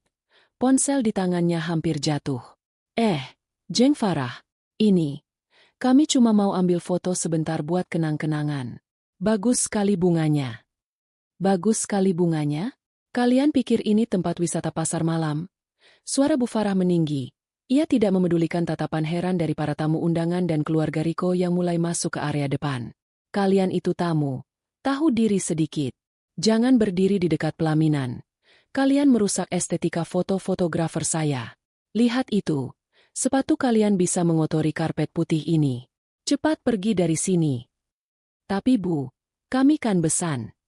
Sela Bu Wati dengan suara lirih dan mata yang mulai berkaca-kaca. Besan? Besan macam apa yang tidak tahu aturan seperti ini? Bu Farah mendengus kasar. Sudah saya bilang, kalian duduk saja di barisan belakang atau tunggu di ruang transit. Jangan membuat saya malu di depan Tante Rosa dan keluarga Riko dengan gaya kalian yang seperti orang baru masuk kota ini. Pakaian kalian itu. Aduh, tetap saja terlihat seperti orang kampung meski sudah pakai baju baru. Cepat pergi. Pak Umar terdiam. Rahangnya mengeras. Namun ia hanya menunduk. Ia merangkul bahu Bu Wati yang mulai terisak kecil. Mereka berbalik untuk pergi. Namun Sinta sudah berdiri di belakang mereka. Sinta memegang tangan ayahnya. Sebuah pegangan yang sangat kuat. Bapak, Ibu, jangan pergi. Ucap Sinta dengan suara yang sangat jernih dan tenang. Ia menatap mertuanya tepat di mata. Kenapa mereka harus pergi, Bu? Mereka adalah orang tuaku. Mereka punya hak yang sama untuk berdiri di sini. Sinta, berani-beraninya kau membangkang di depan tamu. Bu Farah membentak dengan suara tertahan namun penuh ancaman. Bawa mereka pergi sekarang. Sebelum aku panggil keamanan gedung. Keamanan gedung. Sinta mengulang kata itu dengan nada sedikit geli. Ibu yakin ingin memanggil mereka. Irfan datang menghampiri mereka dengan wajah pucat. Ada apa ini? Ibu, Sinta, tolong jangan ribut di sini. Keluarga Riko sudah di depan pintu masuk. Bawa mertuamu ini pergi. Irfan. Mereka memalukan ibu di depan Rosa. Perintah Bu Farah. Irfan menatap Sinta dengan pandangan memohon. Sinta, tolonglah. Bawa bapak dan ibu ke belakang dulu. Aku sedang pusing. Manajer gedung baru saja bilang ada masalah dengan sistem pembayaran. Aku harus mengurusnya. Sinta menatap suaminya dengan dingin. Masalah pembayaran? Bukankah Mas bilang Mas punya bonus besar? Bayar saja pakai itu. Irfan tertegun. Lidahnya keluh. Ia tidak menyangka Sinta akan menyerang di titik itu. Pada saat itulah, Mbak Lastri masuk ke dalam ballroom. Ia tidak mengenakan pakaian pesta, melainkan setelan kerja formal. Ia membawa sebuah map hitam besar di tangannya. Mbak Lastri berjalan dengan langkah mantap melewati barisan tamu, lalu berhenti tepat di samping Sinta. Ia memberikan sebuah kode melalui tatapan mata kepada Sinta. Sinta mengambil napas panjang. Ia melihat Amel dan Riko mulai berjalan masuk diiringi musik pembuka yang mendayu-dayu. Bu Farah segera kembali ke posisinya dengan wajah yang mendadak berubah menjadi manis dan penuh senyum. Seolah drama penghinaan tadi tidak pernah terjadi. Ia melambaikan tangan kepada para tamu dengan gaya seorang ratu. Sinta merogoh saku kebayanya. Ia mengeluarkan sebuah kunci digital kecil yang merupakan akses kontrol utama untuk monitor layar lebar di belakang panggung pelaminan. Ia menatap Irfan yang masih sibuk dengan ponselnya di pinggir ruangan. Lalu ia menatap Bu Farah yang sedang tertawa bangga bersama Tante Rosa. Sinta berbalik ke arah Mbak Lastri dan membisikkan sesuatu. Berikan dokumen asli itu kepada manajer gedung sekarang. Katakan padanya, aku ingin semua layanan dihentikan dalam 10 menit jika tidak ada penandatanganan pengalihan tanggung jawab secara hukum dari pemilik dana asli ke Irfan secara pribadi. Mbak Lastri mengangguk dan segera pergi. Sinta kemudian menuntun Pak Umar dan Bu Wati untuk duduk di kursi baris paling depan. Tepat di kursi yang seharusnya diisi oleh keluarga inti. Ia tidak memedulikan tatapan tajam Bu Farah yang seolah ingin menelannya hidup-hidup. Sinta duduk di antara orang tuanya, menggenggam tangan mereka erat-erat, sambil menunggu detik-detik di mana kebenaran akan meledak di tengah kemewahan palsu itu. Gema musik orkestra yang mendayu-dayu di ballroom Grand Kencana seharusnya menciptakan suasana romantis. Namun bagi Sinta, melodi itu terdengar seperti lonceng kematian bagi kesabarannya yang telah habis. Dari posisi berdirinya di balik tirai beludru dekat panggung, ia bisa melihat segalanya dengan jelas. Ia melihat Pak Umar dan Bu Wati duduk tegak di barisan depan. Sebuah posisi yang ia paksakan sebagai bentuk perlawanan kecil. Ayahnya memegang lututnya dengan tangan yang gemetar, sementara ibunya terus menunduk, mencoba mengecilkan diri agar tidak terlihat oleh tatapan-tatapan sinis tamu undangan. Sinta merasakan tangannya sendiri dingin, namun matanya panas. Ia menatap Irfan yang berdiri di sisi panggung, sibuk berbisik dengan manajer gedung. Wajah suaminya pucat, butiran keringat sebesar biji jagung membasahi keningnya. Irfan baru saja menyadari bahwa kartu-kartu kredit dan debit yang ia bawa hanyalah potongan plastik tanpa nyawa. Saldo nol, limit habis. Dan di depannya, tagihan catering dan gedung yang membengkak karena ambisi Bu Farah menuntut penyelesaian saat itu juga. Acara berlanjut ke sesi sambutan keluarga. Bu Farah melangkah naik ke panggung dengan dagu terangkat tinggi. Gaun emasnya berkilauan tertimpa lampu sorot, membuatnya tampak seperti ratu di istana pasir yang ia bangun sendiri. Ia menerima mikrofon dari pembawa acara dengan gerakan anggun yang dibuat-buat, lalu menatap ke arah kerumunan tamu, terutama ke arah Tante Rosa yang duduk di barisan VIP dengan senyum penuh selidik. Selamat siang, para tamu yang terhormat. Suara Bu Farah menggelegar melalui sistem audio mutakhir yang sewa hariannya setara dengan penghasilan butik Sinta selama sebulan. Hari ini adalah hari bersejarah bagi keluarga besar kami. Pernikahan Amel dan Riko bukan sekadar penyatuan dua hati, tapi bukti martabat dan kelas keluarga kami yang selalu menjaga kualitas hidup. Sinta mendengus pelan di balik tirai. Ia melihat bagaimana Bu Farah mulai membual tentang kesuksesan Irfan, tentang bagaimana putranya itu mencurahkan segalanya untuk acara ini. Hingga akhirnya, mata Bu Farah jatuh tepat pada Pak Umar dan Bu Wati yang duduk di baris depan. Kemarahan yang dipendam Bu Farah sejak tadi karena Sinta berani mendudukan orang tuanya di sana seolah meledak begitu saja. dipicu oleh rasa haus akan validasi dari teman-teman sosialitanya. Namun, di tengah kemegahan ini, Bu Farah menjeda kalimatnya. Suaranya berubah menjadi nada sinis yang tajam. Ada hal-hal yang terkadang tidak bisa kita pilih. Seperti keberadaan orang-orang yang tidak mengerti arti kelas dan keanggunan. Seluruh ruangan mendadak hening. Pembawa acara tampak bingung. Namun Bu Farah sudah terlanjur dikuasai oleh arogansi yang buta. Ia menunjuk langsung ke arah Pak Umar dan Bu Wati dengan jarinya yang berhias berlian. "Aduh, aku malu banget punya besan kampungan seperti kalian," ucap Bu Farah dengan nada menghina yang terdengar sangat jelas di seluruh penjuru ballroom. "Tak tahu malu banget datang ke acara besar dengan pakaian busuk seperti itu. Kalian pikir ini pasar tradisional? Duduk di baris depan pula, mengotori pemandangan tamu-tamu terhormat saya." Bisikan-bisikan mulai menjalar di antara para tamu.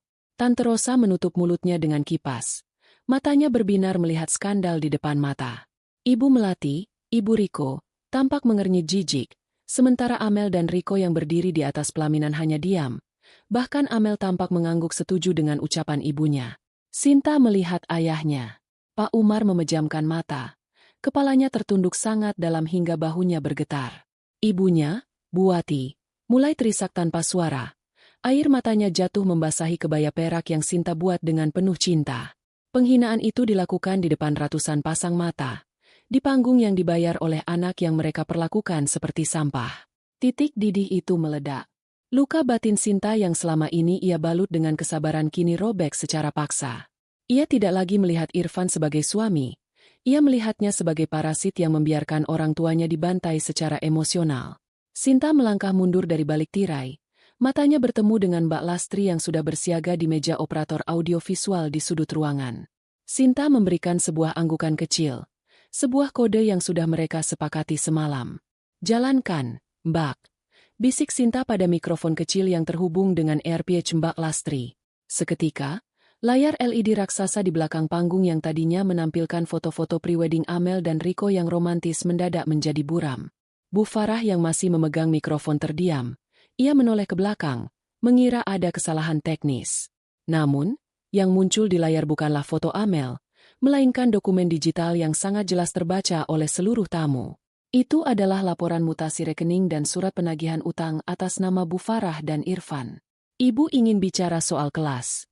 Sinta keluar dari balik tirai, melangkah dengan tenang namun penuh otoritas menuju tengah panggung. Ia mengambil mikrofon cadangan dari tangan pembawa acara yang terpaku. Suara Sinta terdengar jernih, mengalahkan bisikan-bisikan tamu. "Mari kita bicara soal kelas yang sebenarnya, Bu. Kelas yang dibangun dari utang yang mencatut nama menantu yang ibu anggap menumpang hidup." Monitor di belakangnya kini menampilkan bukti transfer sebesar 500 juta rupiah untuk pelunasan gedung ini, lengkap dengan nama pengirimnya, Sinta, pemilik butik Sinta. Kemudian, layar berganti menampilkan rekaman suara Bu Farah saat memaksa Pak Umar tidur di gudang. Sebuah rekaman yang diambil Denny secara diam-diam. "Pakaian yang ibu sebut busuk, itu dibayar dengan keringat orang tua saya yang jujur. Sementara berlian di leher ibu, itu bahkan belum lunas, dan tagihannya baru saja masuk ke ponsel suami saya yang sekarang sedang gemetar di sana." Sinta menunjuk Irfan yang berdiri mematung di pinggir panggung. Irfan mencoba melangkah maju. "Sinta, hentikan. Jangan permalukan keluarga kita di sini." Sinta menoleh tajam ke arah suaminya. "Keluarga kita? Mas? Sejak kapan kamu menganggapku dan orang tuaku sebagai keluarga? Sejak uangku habis atau sejak harga diri orang tuaku kamu biarkan diinjak-injak?" Bu Farah mencoba merebut mikrofon Sinta. Wajahnya sudah merah padam karena malu yang luar biasa. "Kau menantu durhaka. Kau merusak pernikahan adikmu." "Pernikahan ini dibangun di atas kebohongan, Bu," sahut Sinta dingin. Ia menatap ke arah keluarga Riko yang mulai berdiri dari kursi mereka dengan wajah marah. "Dan hari ini, saya berhenti menjadi fondasi untuk kebohongan kalian." Sinta berpaling dari mertuanya. Ia berjalan menuruni tangga panggung menuju ke arah Pak Umar dan Bu Wati. Ia berlutut di depan ayahnya, mengambil tangan kasarnya, lalu menciumnya lama. Sinta tidak memedulikan kegaduhan yang mulai pecah di ballroom. Suara teriakan Amel yang histeris karena layar menampilkan utang motor besar Riko, atau suara Tante Rosa yang tertawa puas melihat kehancuran Bu Farah. Sinta berdiri, membantu ayahnya untuk bangun. Ayo kita pergi, Pak. Tempat ini terlalu kotor untuk orang sejujur bapak dan ibu. Saat mereka melangkah menuju pintu keluar, Sinta merogoh saku kebayanya. Ia mengeluarkan sebuah kunci cadangan motor besar yang sedari tadi ia pegang. Di depan lobi, ia menyerahkan kunci itu kepada seorang petugas penagih hutang yang sudah ia minta menunggu di luar. Ambil motor itu sekarang, ucap Sinta tanpa menoleh lagi. Ia tahu tindakannya akan memicu tuntutan hukum dari pihak Riko atau kemarahan besar dari Irfan. Namun ia sudah menyiapkan satu dokumen terakhir di dalam tasnya yang belum ia buka. Surat yang akan mengubah statusnya selamanya mulai besok pagi.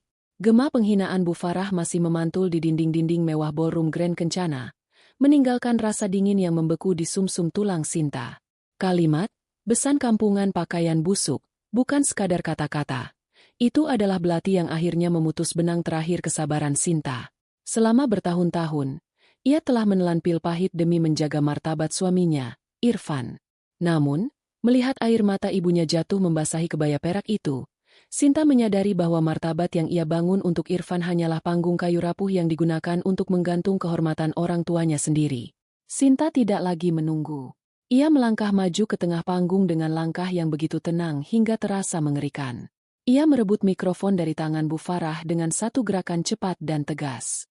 Bu Farah ternganga, matanya membelalak kaget, mencoba meraih kembali alat itu. Namun Sinta sudah memberi isyarat tajam kepada operator di sudut ruangan. Seketika, musik orkestra yang tadinya mengalun megah berhenti secara mendadak. Keheningan yang mencekam langsung menyergap ruangan. Ratusan pasang mata tamu undangan kini tertuju pada Sinta yang berdiri tegak, memunggungi dekorasi bunga lili Belanda yang mahal. Ibu bilang orang tua saya kampungan.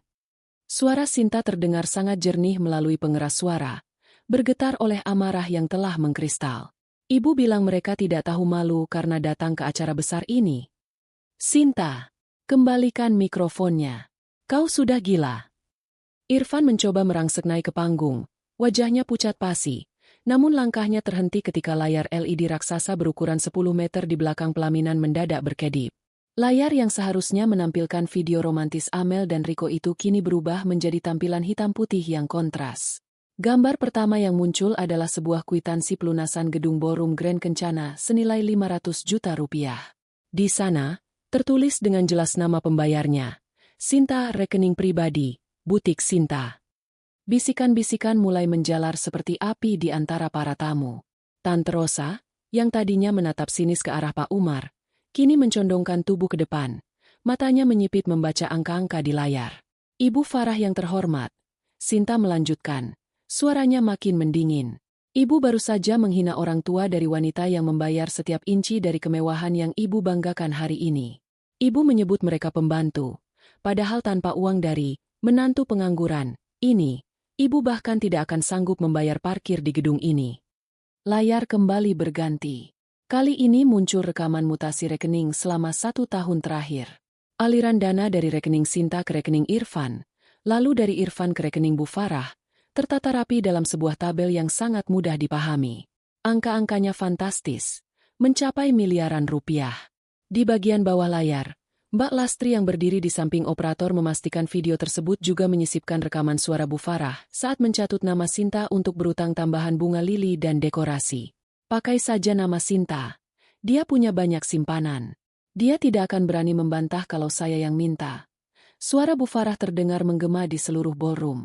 Wajah Bu Farah berubah dari merah padam menjadi sepucat kain kafan. Ia mencoba bicara, namun suaranya tercekat di kerongkongan. Ia menoleh ke arah Tante Rosa, berharap mendapat dukungan. Namun Tante Rosa justru menatapnya dengan pandangan yang paling ia takuti, pandangan jijik dan merendahkan. Jadi selama ini, kau hanya menggunakan uang menantumu, Farah? Tante Rosa berucap dengan suara yang cukup keras hingga terdengar oleh barisan depan. Semua cerita tentang kesuksesan Irfan, tentang bonus miliaran, itu semua bohong? Kau ini hanya pengemis berkedok sosialita. Keluarga Riko, Pak Hartono dan Ibu Melati, berdiri dari kursi mereka dengan wajah yang sangat tersinggung. Ibu Melati menatap Amel yang berdiri mematung di pelaminan dengan air mata yang mulai merusak riasannya. Riko, apa ini benar? Bentak Pak Hartono. Kau bilang keluarga mereka selevel dengan kita. Ternyata mereka hanya parasit yang hidup dari menantunya? Dan motor besar yang kau minta itu juga hasil memeras wanita ini. Riko tidak bisa menjawab. Ia menunduk. Nyalinya menciut seketika. Irfan naik ke panggung, mencoba memegang bahu Sinta. Sinta, cukup. Kamu merusak segalanya. Kita bisa bicarakan ini di rumah. Jangan permalukan ibu di depan umum. Sinta menepis tangan Irfan dengan kasar. Permalukan. Mas? Siapa yang memulai? Ibu yang mempermalukan orang tuaku di depan semua orang. Kamu yang mempermalukan aku setiap kali kamu membiarkan mereka menghinaku padahal kamu tahu aku yang membiayai hidupmu. Harga diriku sudah lama hancur di tanganmu, Irfan. Sekarang, aku hanya menunjukkan pada dunia siapa kalian yang sebenarnya tanpa uangku. Sinta menoleh ke arah Pak Umar dan Buati yang masih duduk terpaku. Ia melihat ayahnya perlahan berdiri. Ada kilat kelegaan yang bercampur dengan kesedihan di matanya. Sinta menarik napas panjang. Sebuah beban berat seolah terangkat dari pundaknya. Namun ada rasa perih yang luar biasa saat ia menyadari bahwa rumah tangganya benar-benar telah menjadi abu. Di tengah kegaduhan itu, manajer gedung yang sudah dikoordinasi oleh Mbak Lastri melangkah masuk ke tengah ballroom dengan membawa setumpuk dokumen. Ia menuju ke arah Irfan. "Mohon maaf, Bapak Irfan," ujar manajer itu dengan suara formal yang dingin. "Karena terjadi kendala teknis pada dana yang dijadwalkan, dan berdasarkan instruksi dari pemilik dana asli, kami harus menginformasikan bahwa penggunaan fasilitas gedung ini hanya berlaku hingga 30 menit ke depan. Layanan catering untuk menu utama juga telah kami hentikan sesuai permintaan."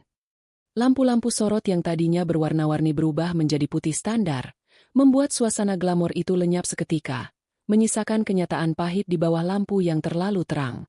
Bu Farah jatuh terduduk di kursi pelaminan, menutupi wajahnya dengan tangan yang gemetar. Ia tidak lagi bisa mendongakkan kepala. Citra yang ia bangun selama puluhan tahun hancur berkeping-keping dalam hitungan menit. Sinta menyerahkan mikrofon kepada manajer gedung yang tampak bingung. Ia melangkah menuruni panggung, menghampiri Pak Umar dan Buati. Tanpa sepatah kata pun, ia menggenggam tangan ayahnya yang kasar.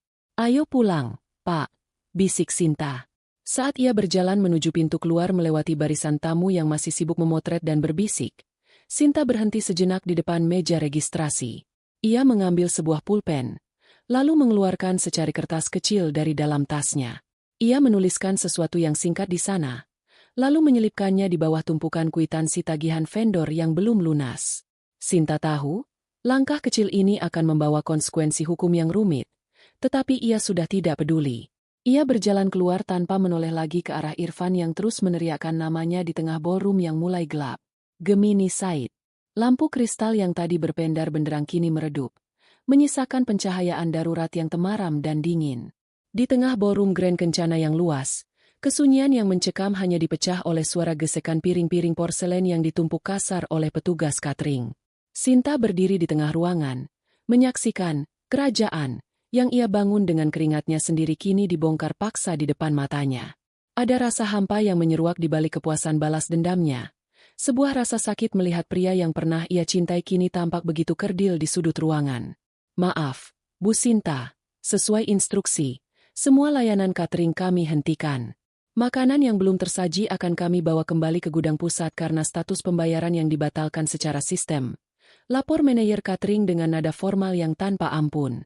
Sinta hanya mengangguk pelan. Di belakangnya, ia mendengar isak tangis yang mulai berubah menjadi raungan. Bu Farah tersungkur di atas karpet merah, tepat di bawah pelaminan yang tadi ia bangga-banggakan. Kebaya emasnya kini tampak kusam. Beberapa payetnya lepas saat ia memukul-mukul lantai dengan tangan gemetar. "Tega kau, Sinta. Kau hancurkan hidup kami. Kau hancurkan masa depan Amel," raung Bu Farah. Wajahnya sembab oleh air mata yang merusak riasan mahalnya. "Hanya karena pakaian orang tuamu, kau tega merusak martabat keluarga ini di depan semua orang." Sinta berbalik perlahan, menatap mertuanya tanpa secuil pun rasa iba yang tersisa. "Martabat yang mana, Bu? Martabat yang dibayar dengan utang atas namaku? Martabat yang ibu gunakan untuk menghina ayahku yang jujur?" Ibu tidak menangis karena kehilangan martabat. Ibu menangis karena panggung sandiwara ibu sudah tidak ada penontonnya lagi. Di sisi lain pelaminan, drama yang lebih pahit sedang terjadi. Pak Hartono dan Ibu Melati, orang tua Riko, berdiri dengan wajah yang memerah karena amarah dan rasa malu. Mereka merasa seperti bangsawan yang baru saja ditipu oleh komplotan pedagang asongan. "Cukup!" teriak Pak Hartono. Suaranya menggelegar mengalahkan suara gesekan kursi yang sedang dibereskan vendor dekorasi. "Riko, lepaskan jasmu.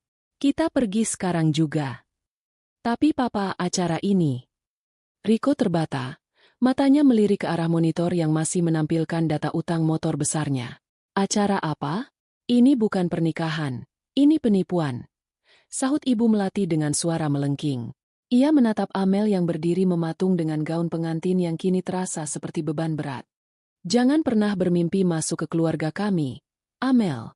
Kami mencari menantu yang terhormat, bukan putri dari seorang pengemis sosialita yang bahkan tidak bisa membayar sewa gedung sendiri. Riko, ayo." Riko menoleh ke arah Amel untuk terakhir kalinya. Namun bukan tatapan cinta yang ia berikan, melainkan tatapan kebencian karena merasa ikut dipermalukan. Tanpa kata maaf, Riko melepas mawar di sakunya, melemparkannya ke lantai, dan berjalan mengikuti orang tuanya keluar dari ballroom. "Riko, jangan pergi. Mas Riko." Amel menjerit. Ia mencoba mengejar namun tersandung ekor gaunnya sendiri dan jatuh berlutut di samping ibunya. Tante Rosa yang sejak tadi mengamati dari barisan VIP, kini berdiri perlahan. Ia merapikan tas mahalnya, lalu melangkah mendekati Bu Farah yang masih bersimpuh. Rosa tersenyum kecil, bukan senyum empati, melainkan senyum kepuasan seorang saingan yang akhirnya melihat lawannya hancur total. "Dunia memang berputar ya, Farah," bisik Tante Rosa, cukup keras untuk didengar Sinta. "Lain kali, kalau mau pamer, pastikan uangnya bukan hasil memeras menantu. Malu-maluin saja. Aku pamit dulu, ceritamu akan jadi topik hangat di grup arisan kita besok pagi." Sinta melihat Tante Rosa melenggang pergi, diikuti oleh tamu-tamu lain yang bubar dengan bisik-bisik yang menghujam. Ballroom yang tadinya penuh dengan aura kemewahan kini hanya menyisakan kerangka dekorasi yang sedang dicopot satu persatu. Suara palu yang memukul kayu dekorasi terdengar seperti dentuman hakim yang menjatuhkan vonis. Irfan akhirnya mendekati Sinta. Langkahnya gontai, bahunya merosot. Tidak ada lagi sisa-sisa keangkuhan dari pria yang tempo hari membentak Denny soal uang istri adalah uang suami. Ia menatap Sinta dengan mata yang merah dan bengkak. "Sinta, kamu puas?" tanya Irfan dengan suara parau. "Kamu puas melihat ibuku sujud di lantai? Kamu puas melihat pernikahan adikku hancur? Kamu puas mempermalukan aku di depan semua relasiku?" Sinta menatap Irfan, dan untuk pertama kalinya, ia merasa benar-benar asing dengan wajah itu. "Aku tidak mempermalukanmu, Mas. Aku hanya berhenti menutup-nutupi rasa malumu. Kamu sendiri yang memilih untuk berdiri di belakang kebohongan ibu. Kamu punya ribuan kesempatan untuk membelaku, membela orang tuaku, tapi kamu lebih memilih bonus palsu dan harga diri yang kamu pinjam dari rekeningku. Aku suamimu, Sinta. Aku bekerja demi kamu juga," bantah Irfan, mencoba melakukan gaslighting terakhirnya, namun suaranya terdengar sangat lemah. "Bekerja demi aku dengan cara membiarkan ibumu mengusir orang tuaku ke gudang." Sinta terkekeh hambar. Air mata akhirnya jatuh dari sudut matanya. Tapi bukan air mata kesedihan, melainkan air mata pelepasan. "Mulai detik ini, Mas Irfan, kamu bukan lagi suamiku. Kamu hanyalah debitur yang harus melunasi setiap rupiah yang kamu ambil dari butiku tanpa izin." Mbak Lastri datang menghampiri Sinta, membawa sebuah amplop besar dan tas tangan Sinta. "Mbak, taksi untuk Bapak dan Ibu sudah siap di lobi bawah. Semua dokumen legal sudah saya amankan." Sinta mengangguk. Ia menatap Pak Umar dan Buati yang berdiri tak jauh dari sana, menonton seluruh kehancuran itu dengan wajah sedih. Ayahnya tidak tampak senang melihat Bu Farah hancur. Ayahnya adalah orang yang terlalu baik untuk menikmati penderitaan orang lain, dan itulah yang membuat batin Sinta semakin tersayat. Ia telah merusak kebahagiaan ayahnya demi memberinya keadilan. Sinta berpaling dari Irfan. Ia berjalan menuju pintu keluar dengan langkah yang mantap, tidak memedulikan teriakan Bu Farah yang memanggilnya dengan sebutan iblis. Namun, sebelum mencapai pintu, Sinta berhenti sejenak di depan meja administrasi gedung yang sedang sibuk membereskan berkas. Ia mengeluarkan sebuah stempel perusahaan dari tasnya, stempel butik Sinta, dan membubuhkannya di atas secarik dokumen pelunasan catering yang sengaja ia tahan. Petugas gedung menatapnya bingung. Mbak Sinta, ini bukannya sudah dibatalkan? Tanya petugas itu. Sinta menatap dokumen itu dengan tatapan yang sulit diartikan. Ini bukan untuk pernikahan mereka. Ini untuk memastikan bahwa semua makanan sisa yang masih layak dikemas dan dikirimkan ke panti asuhan malam ini juga atas namaku sendiri.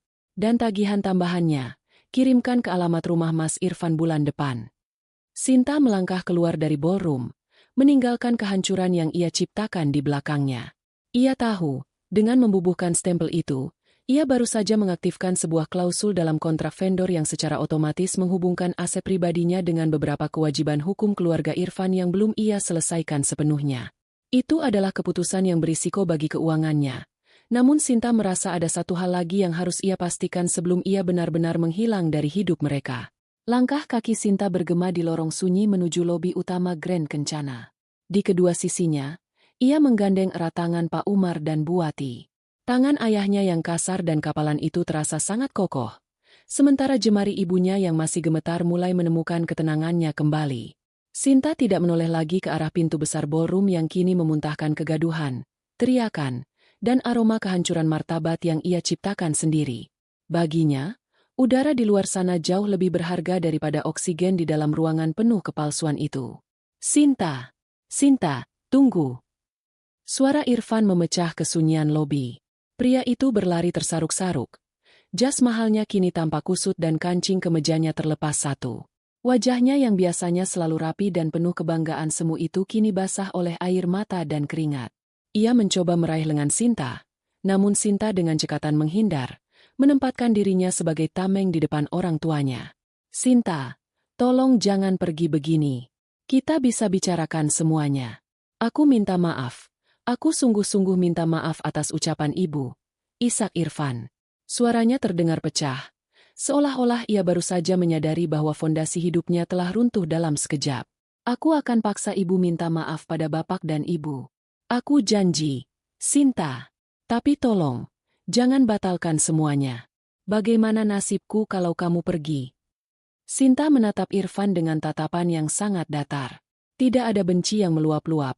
Tidak ada amarah yang meledak. Yang tersisa hanyalah kekosongan yang amat sangat. Ia melihat pria yang selama 5 tahun ini ia agungkan. Dan ia hanya menemukan seorang pengecut yang sedang ketakutan kehilangan sumber dananya. Mas Irfan, ucap Sinta dengan suara yang sangat tenang. Permintaan maafmu tidak akan bisa menghapus rasa dingin di punggung orang tuaku saat mereka tidur di gudangmu. Permintaan maafmu tidak akan bisa membersihkan sisa piring catering yang dicuci ibuku karena perintah ibumu. Kamu tidak sedang meminta maaf karena menyesal, Mas. Kamu meminta maaf karena kamu baru sadar bahwa tanpaku, kamu bukan siapa-siapa. Sinta, aku suamimu. Tidak lagi, Mas. Potong Sinta tajam. Ia merogoh tas tangannya dan mengeluarkan sebuah amplop biru yang sudah ia siapkan. Ini surat gugatan cerai yang sudah aku tanda tangani. Pak Arya, pengacaraku, akan menghubungimu besok pagi untuk urusan administrasi. Jangan pernah coba-coba menghubungiku secara pribadi. Irfan terdiam mematung, menatap amplop biru itu seolah itu adalah vonis mati baginya.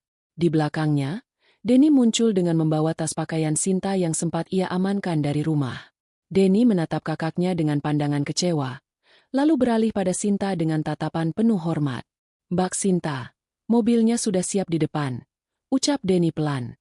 Ia melirik Irfan sekilas, lalu berbisik. Mas Irfan, sebaiknya Mas kembali ke dalam. Ibu pingsan karena Tante Rosa dan keluarga Riko sedang memaki-makinya di depan semua orang. Irfan tidak bergeming. Ia jatuh berlutut di lantai lobi yang mengkilap, menutupi wajahnya dengan kedua tangan. Sinta tidak memedulikannya. Ia menuntun orang tuanya masuk ke dalam mobil yang sudah menunggu. Saat mobil mulai bergerak menjauh, Sinta melihat dari kaca spion bagaimana sosok Irfan makin mengecil, sendirian di bawah lampu lobi yang megah namun dingin. 1 minggu berlalu. Sinta berdiri di depan jendela besar kantor barunya yang terletak di pusat distrik bisnis. Butik lamanya sudah ia tutup, dan kini ia resmi meluncurkan Sinta Atelier, sebuah rumah mode eksklusif yang tidak lagi ia sembunyikan dari siapapun. Namanya kini dikenal bukan sebagai istri manajer sukses, melainkan sebagai desainer dan pengusaha wanita yang mandiri. Mbak Lastri masuk ke ruangan membawa secangkir teh melati. Mbak Sinta, Ada kabar terbaru tentang mereka. Sinta menyesap tehnya, menatap keramaian kota di bawah sana. Apa yang terjadi? Pernikahan Amel resmi dibatalkan total. Rico dan keluarganya menuntut ganti rugi atas penipuan status sosial dan kerugian material.